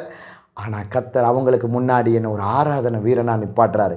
அப்போ தான் நான் கர்த்தருடைய அழைப்பை நான் கொஞ்சம் கொஞ்சமாக புரிஞ்சு கொள்கிறேன். ஏன்னா ஆண்டவர் நான் நடத்தி வந்த பாதை ஒவ்வொன்றிலையும் கர்த்தர் என் கூட இருந்து அந்த இடத்துல எனக்கு ஒரு 2 இயர்ஸு அவ்வளோ மக்களுக்கு முன்னாடி ஒரு 500 பேருக்கிட்ட வருவாங்க ஒவ்வொரு வாரமும். 500 மக்களுக்கு முன்னாடி கீபோர்டு வாசிக்க கர்த்தர் அந்த இடத்துல எனக்கு ஒரு நல்ல ஒரு ஆராதனை வீரனாக இருக்கும் பொழுது அந்த இடத்துல கர்த்தர் என்னை கொஞ்சம் கொஞ்சமாக உயர்த்த வர்றாரு. அப்போ தான் எனக்குள்ள ஒரு வார்த்தை வருது, ஆண்டவரே நான் ஊழியர் செய்யணும், ஊழியத்துக்கான பாரம் வரணும். இந்த நாட்களில் எனக்கு என்ன பண்ணுறாங்க, பொண்ணு தேடிட்டுருக்குறாங்க. எனக்கு அப்போ வயசு பாருங்கள் 24-25 வயசு தான் இருக்கும், எனக்கு எக்ஸாக்டாக அந்த வயசுக்குள்ளே தான் இருக்கும். அப்போ எனக்கு அன்பான கர்த்தருடைய பிள்ளைகளே, அப்போ எனக்கு பொண்ணு பார்க்குறாங்க. பொண்ணு பார்த்துட்டு இருக்கும் பொழுது எனக்கு எங்கள் அம்மா பார்த்து எனக்கு ஒரு 3 பொண்ணுகளோட ஃபோட்டோ எனக்கு வாட்ஸ்அப்பில் அனுப்புகிறாங்க. ஆனால் எனக்கு வீட்டுக்கு வர சூழ்நிலை இல்லை, கையில் காசும் இல்லை. நல்லா பாருங்கள், நான் சொல்லும் பொழுது ஆண்டுடைய தயவு தான், ஒன்றுமே கிடையாது. ஆனால் எங்கள் அம்மா சொல்கிறாங்க, உனக்கு திருமணம் பார்க்குறேன், நீ திருமணம் பண்ணிடு. ஏன்னா திருமணம் பண்ணியாவது நீ எங்கே வந்துடுவ, வீட்டுக்கு வந்துடுவேன்னு சொல்லி என்னை எங்கள் அம்மா என்ன பண்ணுறாங்க, வர வைக்கிறதுக்கு என்ன பண்ணுறாங்க, திருமணம் பார்க்குறாங்க. ஆனால் பாஸ்போர்ட் யார் கையில் இருக்குது, எங்கள் ஓனர் கையில் இருக்குது. நான் அங்கே அக்ரிமெண்ட் போட்டால் 2 வருஷத்துக்கு மேலே வர முடியாது. அப்போ நான் 4 வருஷம் அங்கே இருந்துட்டேன். அப்போ இப்படி இருக்கும் பொழுது என்ன பண்ண முடியும் அப்படின்னு யோசிச்சிருக்கும் பொழுது நான் ஆண்டவர்கிட்ட கேட்குறேன், ஆண்டவரே உம்முடைய வேலைக்காக எனக்கு என்ன செய்யுங்க, நீங்கள் எனக்கு யாரை காட்ட விரும்புகிறீங்களோ, எந்த பிள்ளையை நான் திருமணம் பண்ண விரும்புகிறேனோ அந்த பிள்ளையை காட்டுங்கன்னு சொல்லிட்டு 3 ஃபோட்டோ காட்டும் பொழுது எனக்கு கர்த்தர்ட்ட நான் கேட்டது எதுவோ, கர்த்தர் எனக்கு எப்படி நான் நினச்சிருந்தனோ அப்படி எனக்கு என்னுடைய மனைவி, இன்றைக்கி நான் வெட்டிங் பண்ணியிருக்கேன், என்னுடைய மனைவியோட ஃபோட்டோ வரும் பொழுது பாருங்கள், திருமண காரியம் எல்லாம் பார்த்து பேசி முடிச்சிட்டோம். ஆனால் நான் வர முடியாத இடத்துல கொரோனா வந்துருச்சு. கொரோனா வந்து 2 இயர்ஸ் நான் என்ன பண்ணுறேன், அந்த தேசத்தில் இருக்க வேண்டியதாயிருச்சு. பிறகு நான் ஏதோ கர்த்தருடைய கிருபையில் கர்த்தர் எனக்கு தயவு பண்ணி கர்த்தரை மேலே வச்சிருக்க தரிசனத்தை நிறைவேற்றுறதுக்காக அவருடைய நேரம் வரும் பொழுது கர்த்தரை நான் அழைத்து கொண்டு வந்து 2022 1ஆம் மாதம் 5ஆம் தேதி கர்த்தருடைய பெரிதான கிருபையினால் எங்களுக்கு திருமணத்தை கர்த்தர் என்ன பண்ணுறாரு, இதே பாருங்கள் கும்பிடு பூண்டியில் கர்த்தர் என்ன செய்கிறாரு, திருமணத்தை முடிக்க வச்சு எங்கள் இடத்துலையும் திருமணத்தை முடிக்க வச்சு வந்துட்டார். நாங்கள் திருமணத்தை முடித்தோன்னே அதுவரையும் கர்த்தருடைய ஆலயத்தில் நான் இருக்கிறேன், ஊழியத்தில் இருக்கேன், பார்ட் டைமாக தான் போயிட்டுருக்கேன். இதுக்கப்புறம் தான் கர்த்தர் எனக்கு என்ன செய்கிறாரு, பாரத்தை கொடுக்குறாரு. நீ ஃபுல் டைமாக என்ன பண்ணு, ஃபுல் டைமாக கர்த்தருடைய ஊழியத்தை நீ செய்ய, ஃபுல் டைமாக கர்த்தருடைய காரியத்தை செய்ய, ஃபுல் டைமாக கர்த்தருடைய ஊழியத்தில் போன்னு சொல்லி எனக்கு கர்த்தர் பேசும்பொழுது அதுக்கப்புறம் தான் எனக்கு போராட்டமே ஆரம்பம். ஏன், திருமணம் பண்ணாதுக்கு முன்னாடி வேலை செஞ்சுட்டு இருந்தேன்னு தெரியலை. திருமணம் பண்ணதுக்கப்புறம் பாருங்கள் கர்த்தருடைய பெரிதான தயவு, கர்த்தர் என்னுடைய முதல் மகன் பிறக்கும் வரையும் கர்த்தர் எங்களை ஒவ்வொரு பாடுகளையும் நாங்கள் நினைக்கிற பாருங்கள், அந்த எங்கள் முதல் பையன் கன்சீவ் ஆகி பாருங்கள் ஒரு மாதமாகி என் மனைவி கன்சீவ் ஆகி ஒரு 6 மாதங்கள் தான் நாங்கள் கொஞ்சம் ஸ்ட்ரகிள் அனுபவிச்சிருப்போம். அதுக்கப்புறம் கர்த்தர் அவன் பிறந்ததுக்கப்புறம் கர்த்தர் அநேக காரியத்தை என்ன செய்தார், அற்புதம் ஆச்சரியமாக நடத்தி வந்தார். ஆச்சரியமாக நடத்தி வந்து இன்றைக்கு பாருங்கள் என் புள்ள பிறக்கும் பொழுது இந்த சாட்சியை நான் உங்கள்கிட்ட சொல்லி ஆகணும். இதே RSRM ஹாஸ்பிட்டல் சென்னையில் எங்கள் மனைவியை பாருங்கள், என் மனைவிக்கு பன்னீர் குடம் உடஞ்சி 2 நாள் ஆயிடுச்சு. எங்களுக்கு தெரியலை, வீட்டில் யாருக்குமே தெரியலை. நாங்கள் என்ன பண்ணுறோம், ஓடி போகிறோம். நாங்கள் ஓடி பொன்னேரி முதல்ல எங்கள் இடத்துல இருக்கிற ஆரம்பாக்கம் கொண்டு போயிட்டோம். ஆரம்பாக்கத்தில் முடியாதுன்னு எங்கள் கோட்டக்கரை அனுப்புகிறாங்க, கோட்டக்கரையில் முடியாதுன்னு பொன்னேரி அனுப்புகிறாங்க, பொன்னேரியில் முடியாதுன்னு எங்கள் RSR அனுப்பும் பொழுது RSRத்தில் போகும்பொழுது பாருங்கள் என் மனைவிக்கு எல்லா மருந்தும் கொடுத்து முடியாது. கடைசியில் நான் போய் அங்கே நிற்கும் பொழுது அவங்க சொல்கிறாங்க, ஒரு நைட்டு 1 மணி இருக்கும். பாருங்கள் கர்த்தருடைய பெரிதான தயவு, கர்த்தருடைய பெரிதான கிருபை.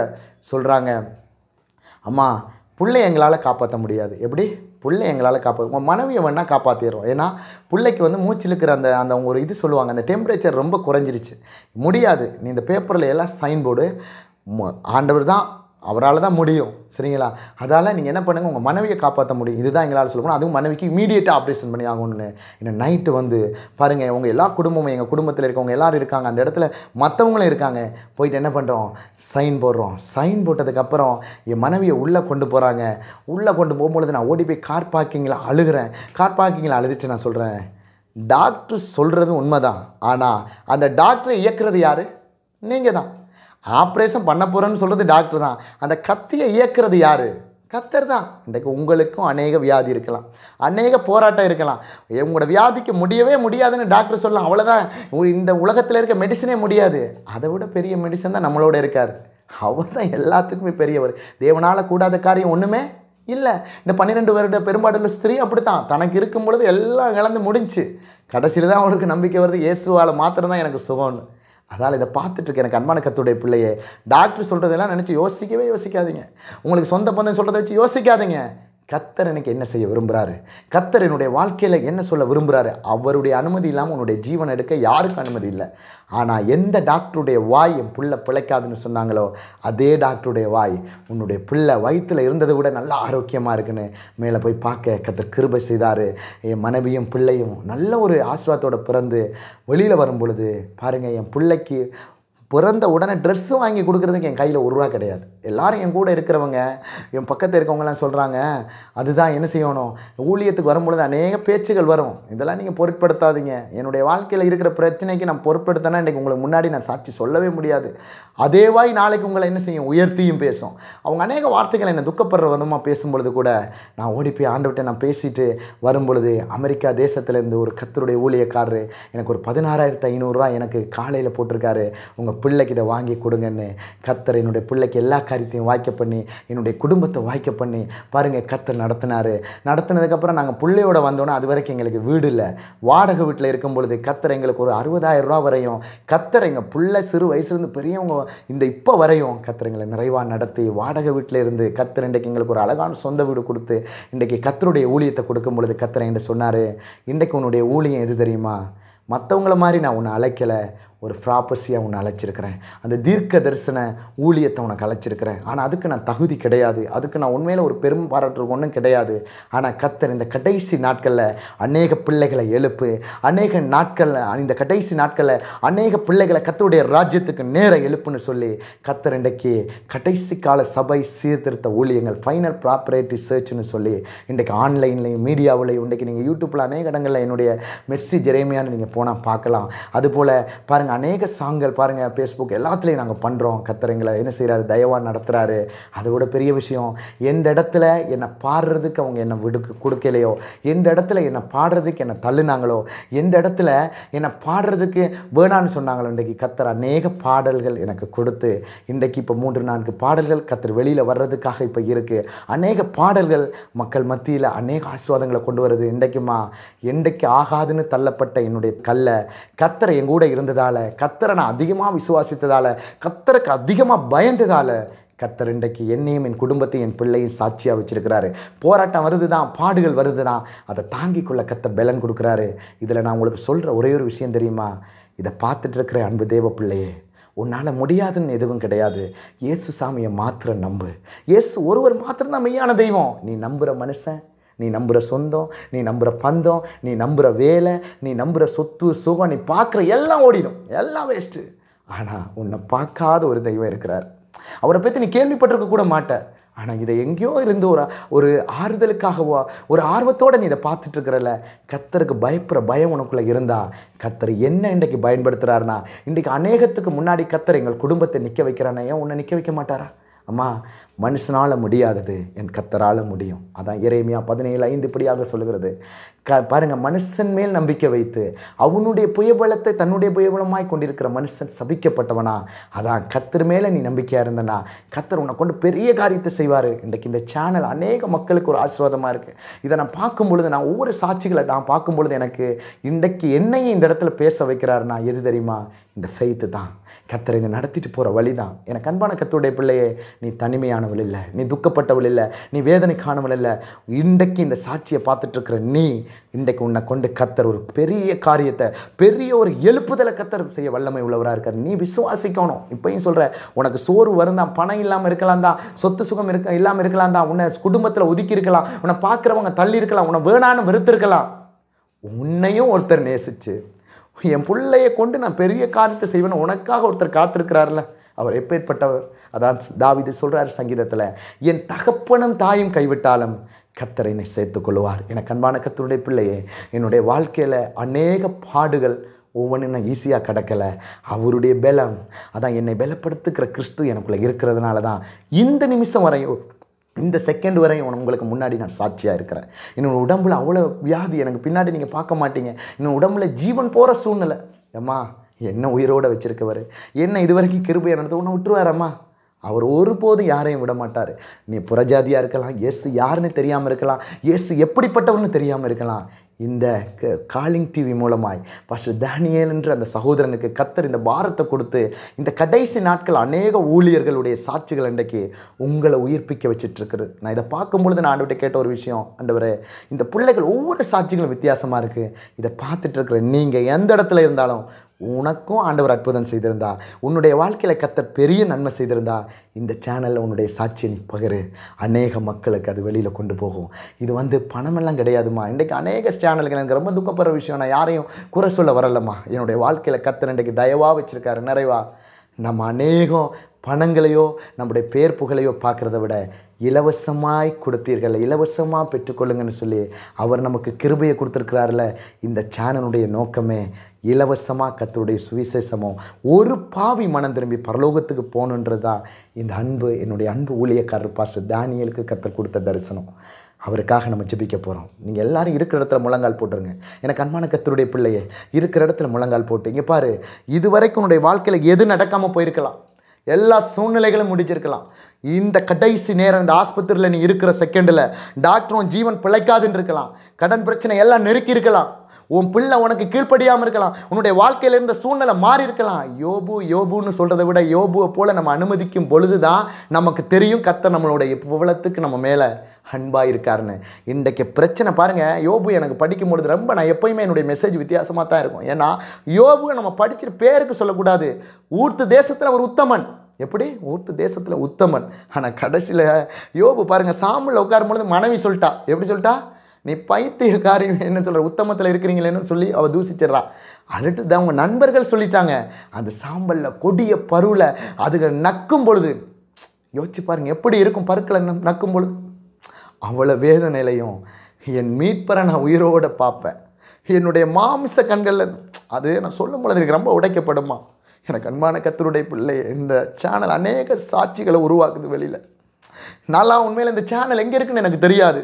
இன்றைக்கி என்னுடைய வாழ்க்கையில் இப்படி ஒரு சேனலுக்கு முன்னாடி உட்காந்து பேசுவேன்னு தெரியாது. அது கர்த்தருடைய தயவு, அவருடைய மகப்பெரிய கிருபை. என்னுடைய சிறு வயதிலே குறிச்சிருந்தார் இந்த சேனலில் இந்த டைமில் நீ பேசணும்னு. அதுதான் கர்த்தர் இன்றைக்கு என்ன உங்களுக்கு முன்னாடி கொண்டு வந்திருக்கிறார்.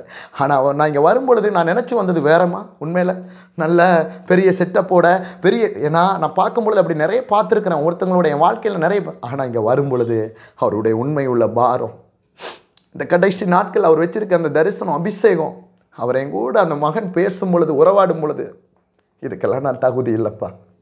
அநேக மக்களை இந்த இடத்துல கொண்டு வாங்க. அநேக தேவ பிள்ளைகள் இந்த கடைசி நாட்களில் ஊழியத்தை பணத்துக்கு சார்ந்து கேஆசிய மாதிரி போகாமல் கர்த்தருடைய ஊழியத்தை உண்மையாக சொல்லுகிற பாரத்தை கொடுங்கன்னு ஆண்டவரே இந்த பாரத்தை கொடுத்துருக்குறீங்க.